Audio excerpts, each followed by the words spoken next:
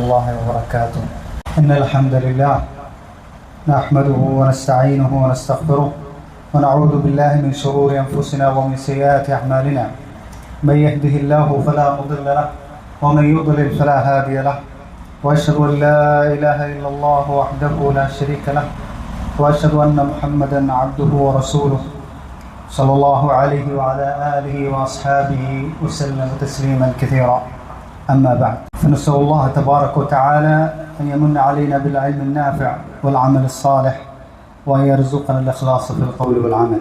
قال الله عز وجل: ولا تلبسوا الحق بالباطل وتكتموا الحق وأنتم تعلمون. സഹോദരന്മാരെ, സുഹൃത്തുക്കളെ, നബി സല്ലല്ലാഹു അലൈഹി വസല്ലമ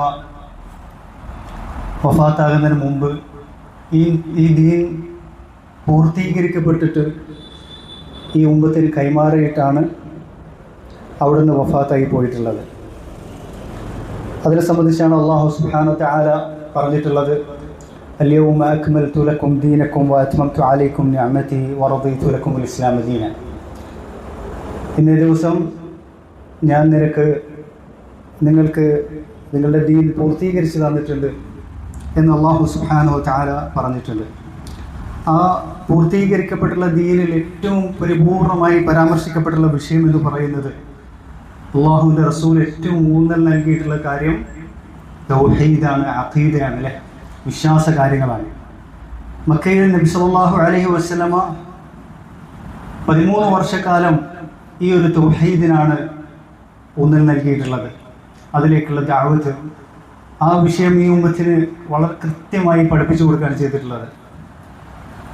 അതുപോലെ തന്നെ വിശ്വാസകാര്യങ്ങൾ, അള്ളാഹുവിലുള്ള വിശ്വാസം, അവൻ്റെ അസ്മാ സിഫാത്തുകൾ, അവൻ്റെ നാമങ്ങൾ, ഗുണവിശേഷണങ്ങൾ, അവൻ്റെ പ്രവൃത്തികളെ സംബന്ധിച്ചുമൊക്കെയുള്ള വിശദമായ വിശ്വാസ കാര്യങ്ങളാണ് നബി സല്ലല്ലാഹു അലൈഹി വസല്ലമ മക്ക കാലയളവിലുടനീളം ഈ ഉമ്മത്തിന് പഠിപ്പിച്ചിട്ടുള്ളത്. പിന്നീട് മദീനയിലേക്ക് വന്നതിന് ശേഷവും ശരീഅത്ത് നിയമങ്ങളൊക്കെ നിയമമാക്കപ്പെടുകയും അത് പഠിപ്പിക്കുന്നതിൻ്റെ കൂട്ടത്തിൽ തന്നെ ആ വിഷയത്തിൽ ഏറ്റവും ഊന്നൽ നൽകിയിട്ടുള്ളത്, ആ ശരീഅത്തിൽ തന്നെ മുഴച്ചു നിൽക്കുന്നത് എന്താണ്? ഇസ്ലാമിക വിശ്വാസവും അതുപോലെ തന്നെ തൗഹീദാണ് ഏറ്റവും ഉയർന്നു നിൽക്കുന്നത്. അതിനു വേണ്ടിയിട്ടാണ് നബി സല്ലല്ലാഹു അലൈഹി വസല്ലമ മുശ്രിക്കുകളോട് യുദ്ധം ചെയ്തിട്ടുള്ളത്, പല നാടുകളിൽ പോയിട്ട് യുദ്ധം ചെയ്തിട്ടുള്ളത്, പല രാജാക്കന്മാർക്ക് കത്തെഴുതിയതൊക്കെ ഈ ഒരു വിഷയത്തിലാണ്.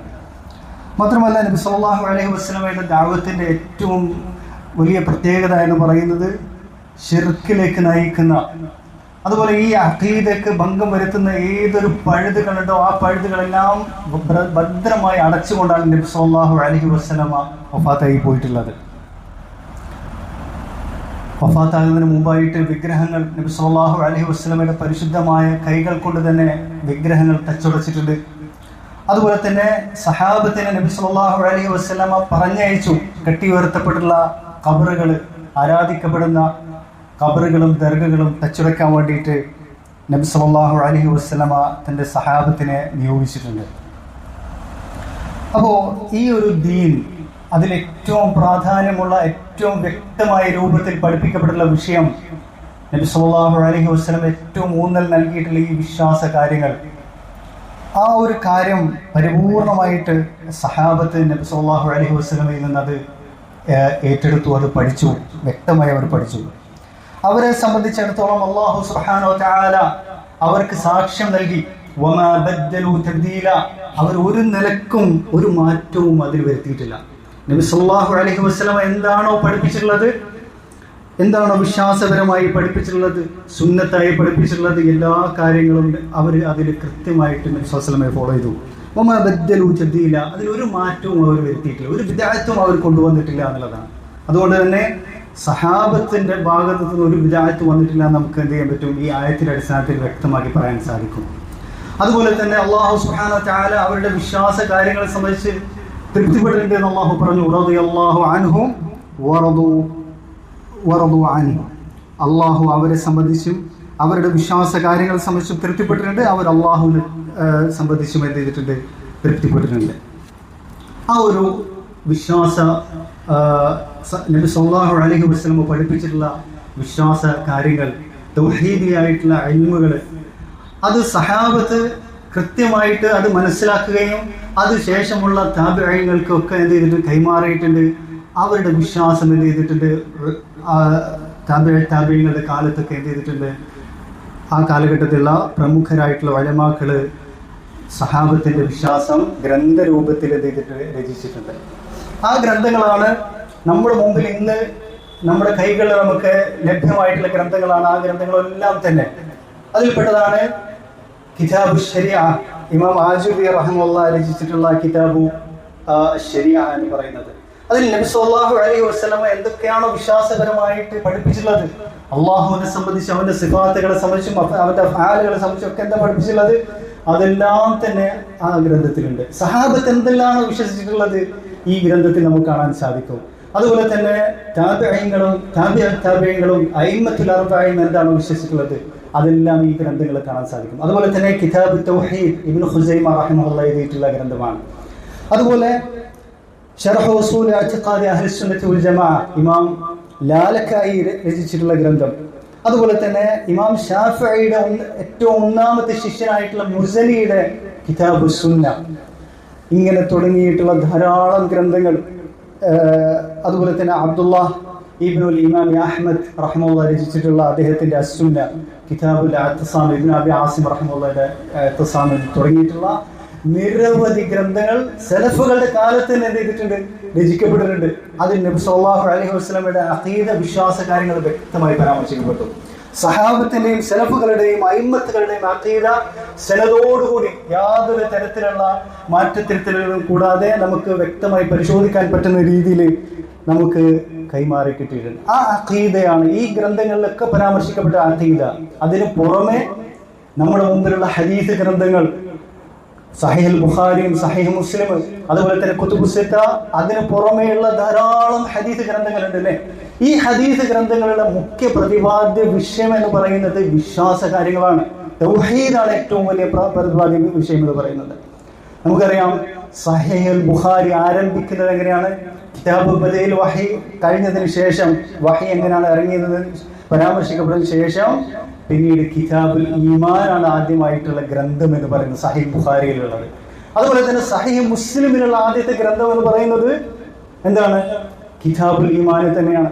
മാത്രമല്ല ഈ ഗ്രന്ഥങ്ങളിലെല്ലാം തന്നെ കിതാബ് തൗഹീദ് നമുക്ക് കാണാൻ സാധിക്കും. അതുപോലെ തന്നെ ജഹ്മികൾക്കുള്ള റദ്ദുകളുടെ ഗ്രന്ഥങ്ങൾ ഈ സഹീഹ് ബുഖാരിയിലും മുസ്ലിമിലും ഒക്കെ നമുക്ക് കാണാൻ സാധിക്കും. അപ്പൊ ഈ ഹദീസ് ഗ്രന്ഥങ്ങളിലെല്ലാം തന്നെ ഈ റസൂലുള്ളാഹി സ്വല്ലല്ലാഹു അലൈഹി വസല്ലം പഠിപ്പിച്ചിട്ടുള്ള അഖീദ, സഹാബത്ത് വിശ്വസിച്ചിട്ടുള്ള അഖീദ നമുക്ക് കാണാൻ സാധിക്കും.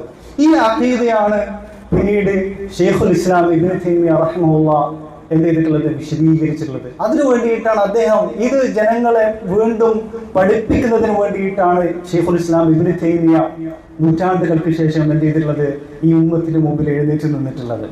ആ ശൈഖുൽ ഇസ്ലാം ഇബ്നു തൈമിയ്യ അദ്ദേഹത്തിന്റെ ഗ്രന്ഥങ്ങളിൽ നമുക്ക് ഉടനീളം കാണാൻ സാധിക്കുന്നത് മേൽ പറയപ്പെട്ടുള്ള, ഞാൻ പറഞ്ഞിട്ടുള്ള ഗ്രന്ഥങ്ങളിൽ നിന്നുള്ള ഉദ്ധരണികളാണ് നമുക്ക് കാണാൻ സാധിക്കുന്നത്. സലഫുകളിൽ നിന്നുള്ള, സഹാബത്തിൽ നിന്നും, അയിമ്മത്തുൽ അർബഈനിൽ നിന്നൊക്കെയുള്ള ഉദ്ധരണികളാണ് കാണാൻ സാധിക്കുന്നത്. അതാണ് സലഫി അഖീദ എന്ന് പറയുന്നത്. നബി സല്ലല്ലാഹു അലൈഹി വസല്ലം പഠിപ്പിച്ച് സഹാബത്ത് അത് മനസ്സിലാക്കുകയും ശേഷമുള്ള താബിഈങ്ങൾക്ക് കൈമാറി നൽകിയിട്ടുള്ള ആ അഖീദയാണ് സലഫി അഖീദ എന്ന് പറയുന്നത്. യാതൊരു മാറ്റത്തിരുത്തലുകളും വരാത്ത വ്യക്തമായിട്ടുള്ള അഖീദ എന്ന് പറയുന്നത്. നബി സല്ലല്ലാഹു അലൈഹി വസല്ലം തറകന അലൽ ബൈദാ, ഏറ്റവും തൂവെള്ളയായ ഒരു പാതയിലാണ് നമ്മൾ വിട്ടേച്ചു പോയിട്ടുള്ളത് അല്ലേ. ലൈലുഹാ കനഹാരിഹാ, ആ ഒരു പാതയിൽ രാത്രി പോലും എന്താണ്, പകൽ പോലെ വ്യക്തമാണ് എന്നാണ് പറഞ്ഞിട്ടുള്ളത്. അങ്ങനെയുള്ള ആ ഒരു പാതയിലാണ് ചെയ്തിട്ടുള്ളത് പിന്നീട് ഈ ശൈഖുൽ ഇസ്ലാം ഇബ്നു തൈമിയ്യ വന്നിട്ടുള്ളത്. ഇനി മറ്റൊരു പാതയെ സംബന്ധിച്ച് നമുക്ക് പരിചയപ്പെടാൻ സാധിക്കും. അതാണ് കഴിഞ്ഞ ക്ലാസ്സിൽ ഞാൻ പറഞ്ഞത്, അബ്ബാസി ഖലീഫയായിട്ടുള്ള മഅ്മൂനിന്റെ നേതൃത്വത്തിൽ എന്ത് ചെയ്തിട്ടുണ്ട്, രണ്ടാം നൂറ്റാണ്ടിന്റെ അവസാനത്തിൽ ഗ്രീക്ക് ഫിലോസഫി ഗ്രന്ഥങ്ങൾ എന്ത് ചെയ്തു, വ്യാപകമായിട്ട് അറബി ഭാഷയിലേക്ക് വിവർത്തനം ചെയ്യപ്പെട്ടിരുന്നു. ആ വിവർത്തനം ചെയ്യപ്പെട്ടത് മാത്രമല്ല, ആ ഗ്രന്ഥങ്ങളിൽ പരാമർശിക്കപ്പെടുന്ന ഫിലോസഫി ആശയങ്ങളിൽ അങ്ങേയറ്റം ആകർഷണനായിരുന്നു മഅ്മൂൻ, ഖലീഫ മഅ്മൂൻ എന്ന് പറയുന്ന ഈ ഖലീഫ. എന്നിട്ട് അദ്ദേഹം എന്ത് ചെയ്തു, അദ്ദേഹത്തിന്റെ അധികാരത്തിന്റെ കീഴിലുള്ള നാടുകൾ, മുസ്ലിം നാടുകൾ മുഴുവൻ ഖിലാഫത്തിന്റെ കീഴിലാണ്, നമുക്കറിയാവുന്നതാണ്. ആ നാടുകളിലെല്ലാം തന്നെ ഈ അഖീദ എന്ത് ചെയ്തു? അദ്ദേഹം വാളുകൊണ്ട് നടപ്പിലാക്കി എന്നുള്ളതാണ്. അത് സ്വീകരിക്കാത്തവരെല്ലാം എന്ത് ചെയ്യാണ്? അദ്ദേഹത്തിന്റെ വാളിന് ഇരയാക്കുകയാണ് ചെയ്തിട്ടുള്ളത്. ആ ഒരു അഖീദ എന്ന് പറയുന്നത് ഗ്രീക്കുകാരുടെ വിശ്വാസമാണ്. അള്ളാഹുവിലുള്ള, ദൈവത്തിലുള്ള അവരുടെ വിശ്വാസമുണ്ട്. മറ്റു പല കാര്യങ്ങളുള്ള അവരുടെ വിശ്വാസപരമായ കാര്യങ്ങളാണ് ഈ ഫിലോസഫി ഗ്രന്ഥങ്ങളിൽ പരാമർശിക്കപ്പെട്ടുള്ളത്. അതിനെതിരെയാണ് ഇമാമുന ശാഫിഈ റഹിമഹുല്ലാ എഴുന്നേറ്റ് നിന്നത്. അദ്ദേഹം ശക്തമായിട്ട് അതിനെതിരെ ഫൈറ്റ് ചെയ്തിട്ടുണ്ട്. പക്ഷെ അദ്ദേഹം അതിന്റെ തുടക്കകാലത്ത് തന്നെ വഫാത്തായി പോയി. പിന്നീട് അതിനെതിരെയുള്ള യുദ്ധത്തിന് നേതൃത്വം കൊടുത്തുള്ളത് ഇമാം അഹ്മദ് ബിൻ ഹംബൽ റഹിമഹുള്ളയാണ്. അദ്ദേഹം ഈ ഒരു വിശ്വാസധാരത്തിന് എതിരിൽ എന്തെങ്കിലും ശക്തമായി നിലകൊണ്ടു. അതിനെതിരിൽ അതിന്റെ പേരിൽ ഏൽക്കേണ്ടി വന്നിട്ടുള്ള പീഡനങ്ങൾക്കും യാതനകൾക്കും കണക്കില്ല എന്നുള്ള കാര്യം നമ്മൾ കഴിഞ്ഞ ക്ലാസ്സിൽ വിവരിച്ചിട്ടുള്ളതാണ്. പിന്നീട് ഈ ഒരു അഖീദയാണ് എന്ത് ചെയ്തിട്ടുള്ളത്? ഈ ഗ്രീക്കുകാരുടെ ഈ ഒരു അഖീദ തന്നെയാണ് അശ്അരികൾ എന്ന് നമ്മൾ ഓമന പേര് വിട്ട് വിളിക്കുന്ന ആധുനിക ഈ സൂഫികൾ. അശ്അരിക അവർ ഒരേ രീതിയിൽ അശ്അരികളുമാണ് സൂഫികളുമാണ്. അവർ ഈ ഒരു അഖീദയാണ് സ്വീകരിച്ചിട്ടുള്ളത്. അത് നമുക്ക് വ്യക്തമായിട്ട് നമുക്ക് മനസ്സിലാക്കാൻ സാധിക്കുന്ന കാര്യമാണ്. മാത്രമല്ല, ഈ സൂഫിസത്തെ സംബന്ധിച്ച് പറയുന്ന സമയത്ത് അതിൽ സൂഫിസം ഈ സൂഫികളായ ആളുകൾ അതൊക്കെ ഇസ്ലാമീകരിക്കാൻ വേണ്ടിയിട്ടാണ് ശ്രമിക്കുന്നത്. എന്നിട്ട് അവരിതെങ്ങനെങ്കിലും അറബി ഭാഷയിൽ ഇതിനൊക്കെ എന്ത് ചെയ്യണം? കുത്തിക്കയറ്റാൻ ശ്രമിക്കുകയാണ്. ഏതെങ്കിലും ഒരു അറബി പദത്തോട് യോജിപ്പുണ്ടോ എന്ന് പരിശോധിച്ച് നോക്കുകയാണ്. അവർ പറഞ്ഞു ഇത് സൂഫിസം എന്ന് പറഞ്ഞാൽ, സൂഫിയ എന്ന് പറഞ്ഞു കഴിഞ്ഞാൽ അഹ്ലുസുഫയുടെ ആളുകളാണ് ഇതെന്ന് പറഞ്ഞു. അങ്ങനെയാണെങ്കിൽ സുഫി എന്നാണ് പറയേണ്ടി വരിക. അതല്ലെങ്കിൽ ഇത് സഫായിന്റെ ആളുകളാണ്, ഹൃദയശുദ്ധിന്റെ ആളുകളാണ് എന്ന് അവർ വാദിച്ചു. അങ്ങനെയൊക്കെ ആണെങ്കിലും ഭാഷയിൽ അത് കറക്റ്റ് ആവില്ല, സഫായി എന്ന് പറയേണ്ടി വരും.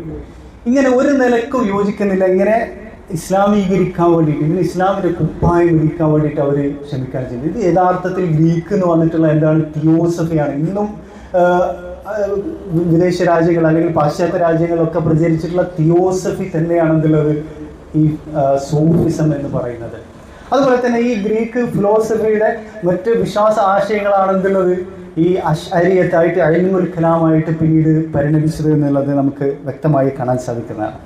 പല ദർസുകളിലൊക്കെ തന്നെ പഠിപ്പിക്കുന്ന അൽ ഖുലാസ ഫിൽ ഫൽസഫ എന്ന ഗ്രന്ഥത്തിൽ തന്നെ അത് വ്യക്തമായി പരാമർശിക്കപ്പെട്ടിട്ടുണ്ട്.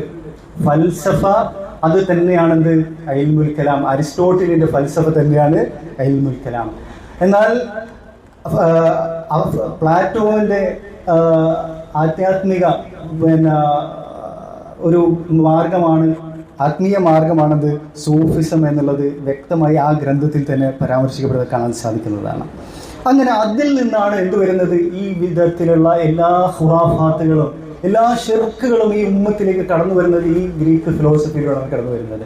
അതുപോലെ തന്നെ ഖബർ ആരാധനയും, അതുപോലെ അദ്വൈതവാദം പോലുള്ള വളരെ ഗുരുതരമായിട്ടുള്ള ഇന്ത്യയിലുള്ള ഹൈന്ദവ മതത്തിന്റെ ദർശനമായിട്ടുള്ള അദ്വൈതവാദം പോലുള്ള വാദങ്ങളൊക്കെ ഇതിലൂടെയാണ് മുസ്ലിം ഉമ്മത്തിലേക്ക് കടന്നു വരുന്നത്. അതുപോലെ തന്നെ സെഹർ, പൈശാചിക ആരാധനകളും പൈശാചിക സേവകളും സാത്താൻ സേവകളും ഒക്കെ ഇതിൽ നിന്നാണ് കടന്നു വരുന്നത്.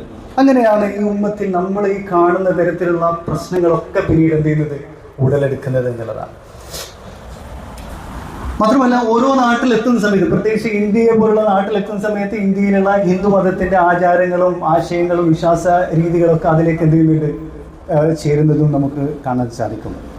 അപ്പോൾ ഇവിടെ നമ്മുടെ മുമ്പിൽ രണ്ട് മാർഗമാണുള്ളത്. ഒന്ന് സലഫുകൾ പഠിപ്പിച്ചിട്ടുള്ള, നബി സല്ലല്ലാഹു അലൈഹി വസല്ലം പഠിപ്പിച്ചിട്ടുള്ള അഖീദ, അത് സഹാബത്ത് സ്വീകരിച്ചിട്ടുള്ള അഖീദ, അത് മുൻഗാമികൾ ഗ്രന്ഥങ്ങളിലൊക്കെ വ്യക്തമായി സനദോടുകൂടി രേഖപ്പെടുത്തപ്പെട്ടുള്ള അഖീദ, അത് സ്വീകരിച്ചിട്ടുള്ള ഇബ്നു തൈമിയ്യ റഹിമഹുല്ലാഹ് പോലുള്ള സലഫി ഉലമാക്കളുടെ ഒരു ധാരയാണ് ഒന്നാമത്തത്. രണ്ടാമത്തത് ഈ ഗ്രീക്ക് ഫിലോസഫിയിൽ നിന്ന് വന്നിട്ടുള്ള ഈ ശിർക്കൻ വിശ്വാസധാരകൾ, അതുപോലെ അദ്വൈതവാദം പോലുള്ള എല്ലാ ഖുറാഫാത്തുകളുടെയും ലൈനായിട്ടുള്ള ഒരു മാർഗം എന്ന് പറയുന്നത് അത് ഇസ്ലാമുമായിട്ട് യാതൊരു ബന്ധവുമില്ല. അത് ഒരു ഗ്രീക്ക് മതം തന്നെയാണ് നമുക്ക് കാണാൻ സാധിക്കും. ഇവിടെ നമ്മൾ ഇന്നത്തെ നമ്മുടെ നാട്ടിലുള്ള ഈ ഖുറാഫികളിലേക്ക് നമ്മൾ നോക്കുകയാണെങ്കിൽ, പ്രത്യേകിച്ച് സമസ്തയിലേക്കും തരീഖത്തുകാരിലേക്കൊക്കെ നോക്കുകയാണെങ്കിൽ, ഈ ഷാഫിഈ ഫിഖ് ഇവിടെ ഇല്ലായിരുന്നെങ്കിൽ ഇവരെ നമ്മൾ മുസ്ലിമീങ്ങളായിട്ട് തന്നെ നമുക്ക് എന്ത് ചെയ്യാൻ പറ്റില്ല? തിരിച്ചറിയാൻ സാധിക്കുമായിരുന്നില്ല എന്നുള്ളതാണ് യാഥാർത്ഥ്യം. മാത്രമല്ല ഇവരെ സംബന്ധിച്ചിടത്തോളം ഇവർക്ക് എന്തുണ്ട്, ജൂതന്മാരോട് സാദൃശ്യമുണ്ട്. കാരണം ജൂതന്മാര് ഈ ഗ്രീക്ക് ഫിലോസഫിയാണ് സ്വീകരിച്ചിട്ടുള്ളത്. അതുപോലെ നസ്രാനികളുടെ ഒരു പല കാര്യങ്ങൾ ഇവരിൽ കാണാൻ സാധിക്കും. കാരണം നസ്രാനികളും ഈ ഫിലോസഫി എന്താണ് സ്വീകരിച്ചത്. ഷിയായിസത്തിന്റെ ഒരുപാട് കാര്യങ്ങൾ ഈ അശാരികളും സൂഫികളിൽ നമുക്ക് കാണാൻ സാധിക്കും. അതെല്ലാം കാരണം എന്താണ്, ഈ ഷിയായിസവും ഈ ഗ്രീക്ക് ഫിലോസഫിയിൽ നിന്ന് സ്വീകരിക്കപ്പെട്ടുള്ള ഒരു മാർഗമാണ്. അപ്പോൾ ഖുർആൻ വലിച്ചെറിയപ്പെട്ടു. ഹദീസിനെ സംബന്ധിച്ചിടത്തോളം ഇവർക്ക് ഹദീസ്, ഇവരുടെ ഉലമാക്കളെ സംബന്ധിച്ചിടത്തോളം ഒന്നും ഹദീസിയായിട്ട് യാതൊരു വിവരവും ഇല്ലാത്ത ആളുകൾ നമുക്ക് കാണാൻ സാധിക്കും. അത് നമ്മൾ പറഞ്ഞിട്ടുണ്ട്. അബു ഹാമിദ് അൽ ഗസാലി ഇവരുടെ ഏറ്റവും വലിയ പണ്ഡിതനായിട്ട് അവര് പരാമർശിക്കുന്ന, ഹജ്ജത്തുൽ ഇസ്ലാമായിട്ട് വിശേഷിപ്പിക്കുന്ന ഗസാലി പറഞ്ഞിട്ടുള്ളത് ഹദീസിലുള്ള എന്റെ വിവരം എന്ന് പറയുന്നത് വളരെ തുച്ഛമാണെന്നാണ്. ഹദീസിനെ കുറിച്ച് അവർക്കറിയില്ല. ഫഖറുദ്ദീൻ റാസിയെ സംബന്ധിച്ചു ഹദീസിനെ സംബന്ധിച്ച് ഒരു അറിവും ഇല്ലായിരുന്നു എന്നുള്ളതാണ്. മരിക്കാൻ കിടക്കുന്ന സമയത്താണ് സഹീഹ് ബുഖാരി പഠിക്കാൻ ആരംഭിക്കുന്നത് എന്നുള്ളതാണ്. അപ്പോ ഇവരെ സംബന്ധിച്ചിടത്തോളം ഖുർആൻ എന്ന് വെച്ചാൽ മരിച്ചെടുത്ത് ഓതുന്ന ഒരു എന്താണ്, അതിനു വേണ്ടിയിട്ടുള്ള ഒരു ഗ്രന്ഥമാണ്. ഹദീസ് ഇവർക്ക് അറിവില്ല. പിന്നെ ഉള്ളത് എന്തെന്നാണ്, ഈ ഫിലോസഫിയും അതുപോലെ തന്നെ സൂഫിസവുമാണ്, തിയോസഫിയും ഒക്കെയാണ് ഇവരിലേക്കുള്ളത് എന്നുള്ളതാണ്. അപ്പോൾ നമ്മളിവിടെ ഒരു പരമ്പരക്ക് തുടക്കം കുറിക്കുന്നത് എന്താണ്, ഈ ഒരു രണ്ട് മാർഗങ്ങൾ, രണ്ട് ധാരകൾ തമ്മിലുള്ള എന്താണ് ഒരു മാറ്റുരയ്ക്കൽ, അത് തമ്മിലുള്ള എന്താണ് വ്യത്യാസങ്ങൾ പരിചയപ്പെടുത്തൽ. ഇസ്ലാമുമായിട്ട് ഈ രണ്ടാമത്തെ ധാരക്ക് യാതൊരു ബന്ധവുമില്ല എന്നുള്ളതാണ് നമ്മൾ എന്ത് ചെയ്യുന്നത്, പരിചയപ്പെടുത്താൻ ഉദ്ദേശിക്കുന്നത്. അപ്പോൾ ആ വിഷയത്തിലുള്ള വിശദമായ ചർച്ചയാണ് തുടർച്ചയായിട്ട് നമ്മൾ എന്ത് ചെയ്യുന്നത്, നടത്താൻ ഉദ്ദേശിക്കുന്നത്. അല്ലാഹു സുബ്ഹാനഹു വ തആല അതിനുള്ള തൗഫീഖ് നൽകുമാറാകട്ടെ. കാരണം അവരുടെ ഗ്രന്ഥങ്ങൾ, ഓരോ ഗ്രന്ഥങ്ങളെടുത്ത് നമുക്ക് വിശകലനം ചെയ്യാനുണ്ട്. ഇവരുടെ ഓരോ അവർ വിഗ്രഹങ്ങളായിട്ട് കൊണ്ടു നടക്കുന്ന പണ്ഡിതന്മാരെ നമുക്ക് എന്ത് ചെയ്യാൻ പാടുണ്ട്, അതെല്ലാം നമുക്ക് തുറന്നു കാട്ടപ്പെടേണ്ടതുണ്ട്. ഈ ഉമ്മത്തിന് അവരൊന്നും മനസ്സിലായിട്ടില്ല. അവരെ സംബന്ധിച്ചിടത്തോളം വലിയ വലിയ പണ്ഡിതന്മാരായിട്ട് വലിയ വിശേഷണങ്ങൾ നൽകിക്കൊണ്ട് എന്ത് ചെയ്യാണ്, ആദരിച്ചു പോരുകയാണ് ചെയ്യുന്നത്. അപ്പോൾ ഇവിടെ നമ്മൾ ഇന്ന് ചർച്ച ചെയ്യാൻ ഉദ്ദേശിക്കുന്ന വിഷയം എന്ന് പറയുന്നത് എന്താണ്, ഈ ഗ്രീക്ക് ഈ മാർഗത്തിലൂടെ വന്നിട്ടുള്ള ഏറ്റവും വലിയ, ഈ ഉമ്മത്തിലേക്ക് കടന്നു കൂടിയിട്ടുള്ള വലിയൊരു ഷർറാണത് ഈ ഒരു സെഹറിന്റെ ആശയം എന്ന് പറയുന്നത്. സെഹർ, ഈ ഒരു മാരണം, പൈശാചിക സേവയിലൂടെ ശൈത്താനിൽ നിന്ന് സഹായങ്ങൾ സ്വീകരിക്കുന്ന ഒരു രീതി എന്ന് പറയുന്നത്, അത് ഏറ്റവും കൂടുതൽ ഈ ഫിലോസഫി സ്വീകരിച്ചിട്ടുള്ള മതങ്ങളിലെല്ലാം പ്രചരിച്ചിട്ടുണ്ട് അല്ലേ. ജൂതന്മാരിലാണ് ഏറ്റവും കൂടുതൽ സെഹർ നമുക്ക് കാണാൻ സാധിക്കുന്നത്. നസ്രാനികളുണ്ട്, ഇന്ത്യയിലെ ഹിന്ദു മതക്കാരുടെ അടുത്തൊക്കെ നമുക്ക് കാണാൻ സാധിക്കും. അതുപോലെ ഷിയകളുടെ അടുത്തൊക്കെ വളരെയധികം എന്ത് ചെയ്തിട്ടുണ്ട്, വ്യാപകമായിട്ടുള്ള ഒരു കാര്യമാണ്. ഇബ്നു ഖൽദൂൻ റഹിമഹുല്ലാഹ് പറയുന്ന ഒരു കാര്യമുണ്ട്. ആരാണ് ഇബ്നു ഖൽദൂൻ? ആദ്യമായിട്ട് പറയാം, അദ്ദേഹം സലഫി പണ്ഡിതനല്ല. അദ്ദേഹം ഒരു ചരിത്രകാരനവും സാമൂഹിക ശാസ്ത്ര വിശാരദനായിട്ടുള്ള ഒരു വ്യക്തിയാണ്. അദ്ദേഹം യഥാർത്ഥത്തിൽ അശ്അരിയാണ്. അദ്ദേഹം പറയാണ്, ഈ ഇസ്ലാമിക സമുദായത്തിലേക്ക് സെഹറിനെ കടത്തിക്കൂട്ടിയതാരാണ്? ഈ സൂഫികളാണ്. ഇതുപോലെ ശിർക്ക് കടത്തിക്കൂട്ടിയതുപോലെ ഖുറാഫാത്തുകള്, അദ്വൈതവാദങ്ങളും മറ്റ് പഴച്ച കുഫ്രിയൻ വാദങ്ങളൊക്കെ കടത്തിക്കൂട്ടിയതുപോലെ സെഹർ ഈ ഉമ്മത്തിൽ കടത്തിക്കൂട്ടിയതാരാണ്? ഈ സൂഫികളാണെന്നുള്ളതാണ്. ഇത് ഇബ്നു ഖൽദൂന്റെ മുഖദ്ദിമയിൽ നമുക്ക് വായിക്കാൻ സാധിക്കുന്നത്. മലയാളത്തിൽ വേറെ വിവർത്തനമുള്ള ഗ്രന്ഥമാണ്, ചരിത്ര ഗ്രന്ഥമാണത്. അപ്പോൾ നമ്മൾ കാണുന്ന ഇന്ന് സൂഫികളെ സംബന്ധിച്ചിടത്തോളം, കേരളത്തിലെ സമസ്ത തരീഖത്തുകാർ ഇവരെ സംബന്ധിച്ചിടത്തോളം അവർ ഈ സിഹറിനെ മറ്റു പേരിലാണ് വിളിക്കുക. ഇതാണ് അവരുടെ ഏറ്റവും വലിയ പ്രശ്നം എന്ന് പറയുന്നത്. ഈ ആളുകൾ എല്ലാത്തിനും പേര് മാറ്റും. മാത്രമല്ല ഇതിനെല്ലാം ഒരു ഇസ്ലാമിക കുപ്പായം ഇടിയിപ്പിക്കും. മനസ്സിലായില്ലേ? അപ്പൊ ഷിർക്കിന് അവർ കൊടുക്കുന്ന കുപ്പായം എന്താണ്? പുണ്യാത്മാക്കളോട്, ഔലിയാക്കളോടുള്ള ആദരവ് എന്നുള്ളതാണ്. സിഹറിന് കൊടുക്കുന്നത് എന്താണ്? സിഹർ എന്ന് പറയുന്നത് കറാമത്താണ്. അത് സാഹിർ ആരാണ്? ഏറ്റവും വലിയ മാരണക്കാരൻ ആരായിരിക്കും? ഏറ്റവും വലിയ വലിയാണെന്ന് പരിചയപ്പെടുത്തുക. ഇതാണ് അല്ലാഹു സുബ്ഹാനഹു വ തആല ജൂത ക്രിസ്ത്യാനികളെ താക്കീത് ചെയ്ത ബനൂ ഇസ്രായേലിനോട് അല്ലാഹു സുബ്ഹാനഹു വ തആല ആഹ്വാനം ചെയ്ത് വിലക്കിയിട്ടുള്ള കാര്യം. ബാത്തിലിന്, വ്യക്തമായിട്ടുള്ള കുഫറിനും അതുപോലെ തന്നെ ബാത്തിലായ കാര്യങ്ങൾക്ക് നിങ്ങൾ എന്ത് ചെയ്യരുത്? ഹക്കിന്റെ വേഷിട്ട് കൊടുക്കരുത്. അതിന്റെ ഒരു എന്തെങ്കിലും ചായം പൂശരുത്. ഹക്കും ബാത്തിലും തമ്മിൽ കൂട്ടിക്കുഴക്കരുത്. ഇതാണ് ജൂത ക്രിസ്ത്യാനികളോട് അല്ലാഹു സുബ്ഹാനഹു വ തആല ഏറ്റവും കൂടുതൽ വിലക്കിയിട്ടുള്ള ഒരു കാര്യം എന്ന് പറയുന്നത്. ഇതാണ് ഇന്ന് ഈ സൂഫികളും അശ്അരികളും നമ്മുടെ നാട്ടിൽ ചെയ്തുകൊണ്ടിരിക്കുന്ന കാര്യം. അവർ ഈ കുഫ്രിയത്തുകൾക്കൊക്കെ എന്ത് ചെയ്യാണ്? ഒരു ഇസ്ലാമിക കുപ്പായം അല്ലെങ്കിൽ അറബി പേരുകൾ അത് ഇട്ട് കൊടുക്കും. പിന്നെ ആളുകൾ വിചാരിക്കും ഇത് വലിയ എന്താണ് മതപരമായിട്ടുള്ള സംഗതിയാണെന്ന് കരുതുകയാണ് ചെയ്യുന്നത്.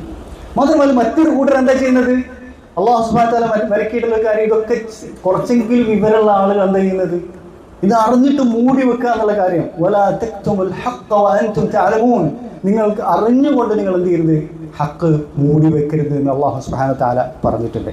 അപ്പോൾ സിഹറിന് പൈശാചിക ആരാധനക്ക് പൈശാചിക സേവക്ക് എന്താണ് വിളിക്കുന്നത്, അത് കറാമത്താണ്, വിലായത്താണ് എന്ന് വിളിക്കുകയാണ്. ഏറ്റവും വലിയ സാഹിർ, ഏറ്റവും കഴിവ് തെളിയിച്ച സാഹിർ വലിയായിട്ട് പരിചയപ്പെടുത്തുകയാണ് ചെയ്യുന്നത്. ഇവിടെ സലഫുകളുടെ കാലത്തുള്ള വിലായത്ത് നമ്മൾ പരിശോധിച്ച് നോക്കാം. ഈ വിലായത്ത് കറാമത്തിനെ സംബന്ധിച്ച് ഇൻഷാ അല്ലാഹ് വിശദമായിട്ട് മറ്റൊരിക്കൽ നമുക്ക് പരാമർശിക്കാവുന്നതാണ്. ഞാൻ ചുരുക്കി അതിനെ സംബന്ധിച്ച് പറയാണ്. സലഫുകളുടെ കറാമത്തുകൾ ഒരുപാട് ഗ്രന്ഥങ്ങളിൽ എഴുതിയിട്ടുണ്ട്, സനദോടുകൂടി വന്നിട്ടുണ്ട്. ഇമാം ലാലഖായി തന്നെ എഴുതിയിട്ടുള്ള കറാമത്തു അലൗലിയ എന്നുള്ള ഗ്രന്ഥമുണ്ട്. അങ്ങനെ പല ഗ്രന്ഥങ്ങൾ നമുക്ക് കാണാൻ സാധിക്കും. അതിലെല്ലാം കാണാൻ പറ്റുന്ന കറാമത്തുകൾ എന്തൊക്കെയാണ്? ഓരോ സലഫുകളിലും വളരെ ഉന്നതിയിലുള്ള ആളുകൾക്ക് അവരുടെ കറാമത്തായിട്ട് അത്ഭുതമായിട്ട് വെളിപ്പെട്ടുള്ളത് എന്താണ്? അസത്യത്തിന്റെ മുമ്പിൽ, കുഫറിന്റെ മുമ്പിൽ അള്ളാഹു എന്തെയാണ് ഒരു ഘട്ടത്തിൽ അവരെ സഹായിക്കുന്ന, അവർക്ക് നൽകുന്ന ഒരു തുറവികളാണ് എന്തുള്ളത്, കറാമത്ത് എന്ന് പറയുന്നത്. ഉദാഹരണമായിട്ട് അബൂ മുസ്ലിം അൽ ഖൗലാനി റഹിമഹുല്ലാഹ് താബിഈയാണ്. അദ്ദേഹം അബൂബക്കർ റളിയല്ലാഹു അൻഹു അതുപോലെ തന്നെ ഉമർ റളിയല്ലാഹു അൻഹു ഒക്കെ ജീവിച്ചിരിക്കുമ്പോൾ യമനിൽ ജീവിച്ചിരുന്ന ഒരു വ്യക്തിയാണ്. എന്നിട്ട് ഈ അസ്വദ് അൽ അനസി എന്ന് പറയുന്ന ഒരു കള്ളപ്രവാചകൻ ഉണ്ടായിരുന്നു ഇവിടെ യമനിൽ. അയാള് പിന്നെ എന്ത് ചെയ്യാണ്, ഇയാളെ പിന്നെ പരീക്ഷണത്തിന് വിധേയനാക്കാണ്. ഒന്നുകിൽ എന്ത് ചെയ്യാം, ഇയാളെ കള്ളപ്രവാചകനായിട്ടുള്ള അസ്വദ് അൽ ആനസിയുടെ പ്രവാചകത്വം അംഗീകരിക്കുക, ഇല്ലെങ്കിൽ കൊന്നുകളയും എന്നുള്ളത് ഭീഷണിപ്പെടുത്താൻ. കാരണം അസ്വദ് അൽ ആനസിക്ക് അത്രയും സൗകര്യവും അതുപോലെ തന്നെ അനുയായികളും ഒക്കെ ഉണ്ട്, ആധിപത്യം ഒക്കെ ഉണ്ട്. അങ്ങനെ ഇദ്ദേഹം എന്ത് ചെയ്യാണ്, അത് സ്വീകരിക്കുന്നില്ല. എന്നിട്ട് ഇദ്ദേഹത്തെ വലിയൊരു തീക്കുണ്ടം ഉണ്ടാക്കിയിട്ട് ആ തീയിലേക്ക് എറിയാണ് അസ്വദ് അൽ ആനസിയും കൂട്ടാളികളും. പക്ഷേ ആ തീ എന്ത് ചെയ്യാണ്, ഇദ്ദേഹത്തിന് തീപ്പൊള്ളലേൽക്കുന്നില്ല, വലിയ തീക്കുണ്ടത്തിലേക്ക് എറിയപ്പെടുകയാണ്. ഇബ്രാഹിം അലൈഹി സ്വലാത്തു വസ്സലാമക്ക് തീ പൊള്ളലേൽക്കാത്തതുപോലെ, തീ തണുപ്പും ആശ്വാസവുമായി മാറിയതുപോലെ ഇദ്ദേഹത്തിനും അല്ലാഹു സുബ്ഹാനഹു വ തആല ഒരു അത്ഭുതം നൽകി, ഒരു കറാമത്തായിട്ട് നൽകിയത് എന്താണ്, അദ്ദേഹത്തിന് ആ പൊള്ളലേൽക്കുന്നില്ല. അദ്ദേഹം അതിൽ രക്ഷപ്പെട്ടു. എന്നിട്ട് അദ്ദേഹം എന്ത് ചെയ്യാണ്, മദീനയിലേക്ക് വരുന്നുണ്ട്. മറ്റൊരു സംഭവം നമുക്ക് കാണാൻ സാധിക്കുന്നത് എന്താണ്, ഇമാം ബുഖാരി തന്നെ അദ്ദേഹത്തിന്റെ അദബുൽ മുഫ്രദിൽ എഴുതിയിട്ടുള്ള ബനു ഇസ്രായേലികൾ നടന്നിട്ടുള്ള ഒരു കറാമത്താണ് ജുറൈജിന്റെ സംഭവം. നമ്മൾ എല്ലാവർക്കും അറിയാവുന്ന ഒരു സംഭവമാണ്. ജുറൈജ് എന്ന് പറയുന്നത് വലിയൊരു ആബിദായിട്ടുള്ള വ്യക്തിയാണ്. അദ്ദേഹത്തിന്റെ ഒരു കഥയുടെ അവസാന ഭാഗത്ത് നമുക്ക് കാണാൻ സാധിക്കും, അദ്ദേഹത്തിന്റെ മേല് വ്യഭിചാരിണിയായിട്ടുള്ള ഒരു സ്ത്രീ എന്ത് ചെയ്യാണ്, വ്യഭിചാരം ആരോപിക്കുകയാണ്. എന്നിട്ട് എനിക്ക് കുട്ടി ഇതായിട്ടുണ്ട്, ഒരു ഗർഭിണിയായിട്ടുള്ള വ്യഭിചാരിണിയായിട്ടുള്ള സ്ത്രീ എൻ്റെ ഈ ഗർഭം ധരിച്ചുള്ള ഈ കുട്ടി ജുറൈജിൽ നിന്നാണ് ഉണ്ടായിട്ടുള്ളത് എന്ന് ആരോപിക്കണം. അങ്ങനെ വലിയൊരു പരീക്ഷണത്തിന് അദ്ദേഹം വിധേയനാക്കപ്പെടുകയാണ് ചെയ്യുന്നത്. അദ്ദേഹത്തിന്റെ ഇത്രയും കാലം ഉണ്ടായിരുന്ന പേരും പെരുമയും എല്ലാം നഷ്ടപ്പെടുകയാണ്. ജനങ്ങളിൽ നിന്നുണ്ടായിരുന്ന പേരും സമ്മതിയും ഒക്കെ നഷ്ടപ്പെടുന്ന ഒരു ഘട്ടമാണ്. അവിടെ ആ ഒരു ഘട്ടത്തില് പ്രസവിച്ചിരിക്കുന്ന കുട്ടിയോട് ജുറൈജ് എന്ത് ചെയ്യാണ്, ചോദിക്കാണ്, മൻ അബൂക്ക്, നിന്റെ വാപ്പാരാണെന്ന് ചോദിക്കുകയാണ്. തൊട്ടിൽ കിടക്കുന്ന കുട്ടി, പ്രസവിച്ച കൈക്കുഞ്ഞായ കുട്ടി എന്ത് പറയാണ്, എന്റെ പിതാവ് ആട്ടിടയായിട്ടുള്ള ആളാണ് എന്റെ പിതാവ് എന്ന് കുട്ടി എന്ത് ചെയ്യാണ്, തൊട്ടിൽ കിടക്കുന്ന കുട്ടി പറയാണ്. അത് ഏത് സന്ദർഭത്തിലാണ്? ഇദ്ദേഹത്തിന്റെ അഭിമാനത്തിന് ക്ഷതം വരുത്തുന്ന വലിയൊരു എന്താണ് സങ്കീർണമായ ഒരു ഘട്ടത്തിലാണ് അള്ളാഹുവിന്റെ തുറവി വരുന്നത്, അല്ലേ? ഇങ്ങനെയുള്ള സംഗതികളൊക്കെയാണ് കറാമത്ത് എന്ന് പറയുന്നത്. ഇങ്ങനത്തെ കറാമത്തുകളാണ് സലഫുകൾക്ക് ഉണ്ടായിട്ടുള്ളത്. ഓരോ വലിയ പ്രമുഖരായിട്ടുള്ള പല സലഫുകൾക്കും ഇങ്ങനത്തെ കറാമത്തുകൾ ഉണ്ടായിട്ടുണ്ട്. ഇങ്ങനെയുള്ള അത്ഭുതങ്ങൾ അവരിൽ ഉണ്ടായിട്ടുണ്ട്. അവരുടെ ജീവിതത്തിൽ വന്നിട്ടുള്ള വളരെ വിഷമഘട്ടങ്ങളിൽ, പ്രത്യേകിച്ച് എന്താണ് ബാത്തിലുമായിട്ട് അസത്യവുമായിട്ട് അവർ ഏറ്റുമുട്ടുന്ന സമയത്ത് അള്ളാഹു നൽകുന്ന എന്താണ് ഇതാണ്. അല്ലാണ്ട് ഈ കറാമത്ത് എന്ന് പറയുന്നത് ഇങ്ങനെ രാവിലെയും വൈകുന്നേരവും അവർക്ക് ഇഷ്ടം പോലെ യഥേഷ്ടമായിട്ട് ഉണ്ടാകുന്ന ഒരു സംഗതിയല്ല. അത് കറാമത്തല്ല. കറാമത്ത് എന്ന് പറഞ്ഞാൽ വാക്കിന്റെ തന്നെ അർത്ഥം ഒരു എന്താണ്, ആദരവും മാന്യത എന്നുള്ളതാണ്. എന്നാൽ നമ്മുടെ നാട്ടിലെ കറാമത്ത് എന്ന് പറഞ്ഞാൽ തോന്നിവാസങ്ങളാണ്, അശ്ലീലതയാണ് കറാമത്ത് എന്ന് പറയുന്നത്, അല്ലേ? സൂഫി ഗ്രന്ഥങ്ങളായിട്ടുള്ള കറാമത്തിന്റെ ഗ്രന്ഥങ്ങൾ നമുക്ക് വായിച്ചാൽ നമുക്ക് കാണാൻ സാധിക്കും. അശ്ലീല ഗ്രന്ഥം വായിക്കുന്നതിനേക്കാളും നിലവാര തകർച്ചകൾ ആ ഗ്രന്ഥങ്ങളിൽ കറാമത്തായിട്ട് രേഖപ്പെടുത്തപ്പെട്ടുള്ള കാര്യങ്ങളിൽ അല്ലേ. അതിൽപ്പെട്ടതാണ് ഷാറാനി, ഇവരുടെ ഏറ്റവും വലിയ ഇമാമായിട്ടുള്ള ഷാറാനി എഴുതിയിട്ടുള്ള തബഖാത്തുൽ ഔലിയ എന്നുള്ള ഗ്രന്ഥം. അതുപോലെ തന്നെ ജാമിഉ കറാമാത്തുൽ ഔലിയ യൂസുഫ് നബ്ഹാനി എഴുതിയിട്ടുള്ള സൂഫിയായിട്ടുള്ള യൂസുഫ് നബ്ഹാനി എഴുതിയിട്ടുള്ള ജാമിഉ കറാമാത്തുൽ ഔലിയ. ഈ ഗ്രന്ഥങ്ങളിലൊക്കെ എഴുതപ്പെട്ടിട്ടുള്ള കറാമത്തുകൾ എന്ന് പറയുന്നത് വളരെ തരം താഴ്ന്നിട്ടുള്ള കറാമത്തുകളാണ്. അതിൽപ്പെട്ടതാണ് എന്ത്, ഒരു വ്യക്തിയുടെ, ഒരു സൂഫിയായിട്ട് അറിയപ്പെടുന്ന ഒരു വ്യക്തിയുടെ ലിംഗം എന്ത് ചെയ്യാണ്, അയാൾ ഇങ്ങനെ രണ്ട് കൈ കൊണ്ട് ഇങ്ങനെ പിടിച്ച് വലുതാക്കി കൊണ്ടുവന്നിട്ട് അതുകൊണ്ട് എന്ത് ചെയ്യാണ്, സ്വന്തം ശിഷ്യനെ അടിക്കാൻ ചെയ്യുന്നത്. കുളിമുറിയിൽ വെച്ചിട്ട് ശിഷ്യനെ അടിക്കുകയാണ്. ഇതൊരു കറാമത്തായിട്ടാണ് എന്ത് ചെയ്യുന്നത്, രേഖപ്പെടുത്തുന്നത്. നോക്കണം. എന്നിട്ട് അതിൻ്റെയൊക്കെ ബാക്കി ഭാഗം എന്ന് പറയുന്നത് പറയാൻ പോലും പറ്റാത്ത തരത്തിലുള്ള ഒരു സംഗതിയാണ്. അപ്പൊ ഇങ്ങനത്തെ കറാമത്തുകൾ, വളരെ അശ്ലീലമായിട്ടുള്ള കറാമത്തുകൾ. അതുപോലെ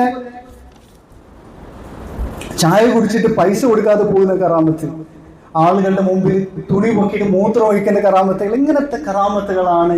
ഇതൊന്നും കറാമത്തുകളല്ല, ഇതൊക്കെ ശൈത്താനീയത്തുകളാണ്, ദജ്ജലുകളാണ് എന്ന് നമുക്ക് കാണാൻ സാധിക്കുന്നതാണ് അല്ലേ. അല്ലാഹു സുബ്ഹാനഹു വ തആല പറഞ്ഞത് എന്താണ്, അലാ ഇന്ന ഔലിയ അല്ലാഹി ലാ ഖൗഫുൻ അലൈഹിം വലാ ഹും യഹ്സനൂൻ അല്ലദീന ആമനൂ വകാനൂ യത്തഖൂൻ. ഔലിയാക്കളുടെ തിരിച്ചറിയാൻ പറ്റുന്നത് എങ്ങനെയാണ്, അവർക്ക് രണ്ട് വിശേഷണങ്ങൾ ഉണ്ടാകണം.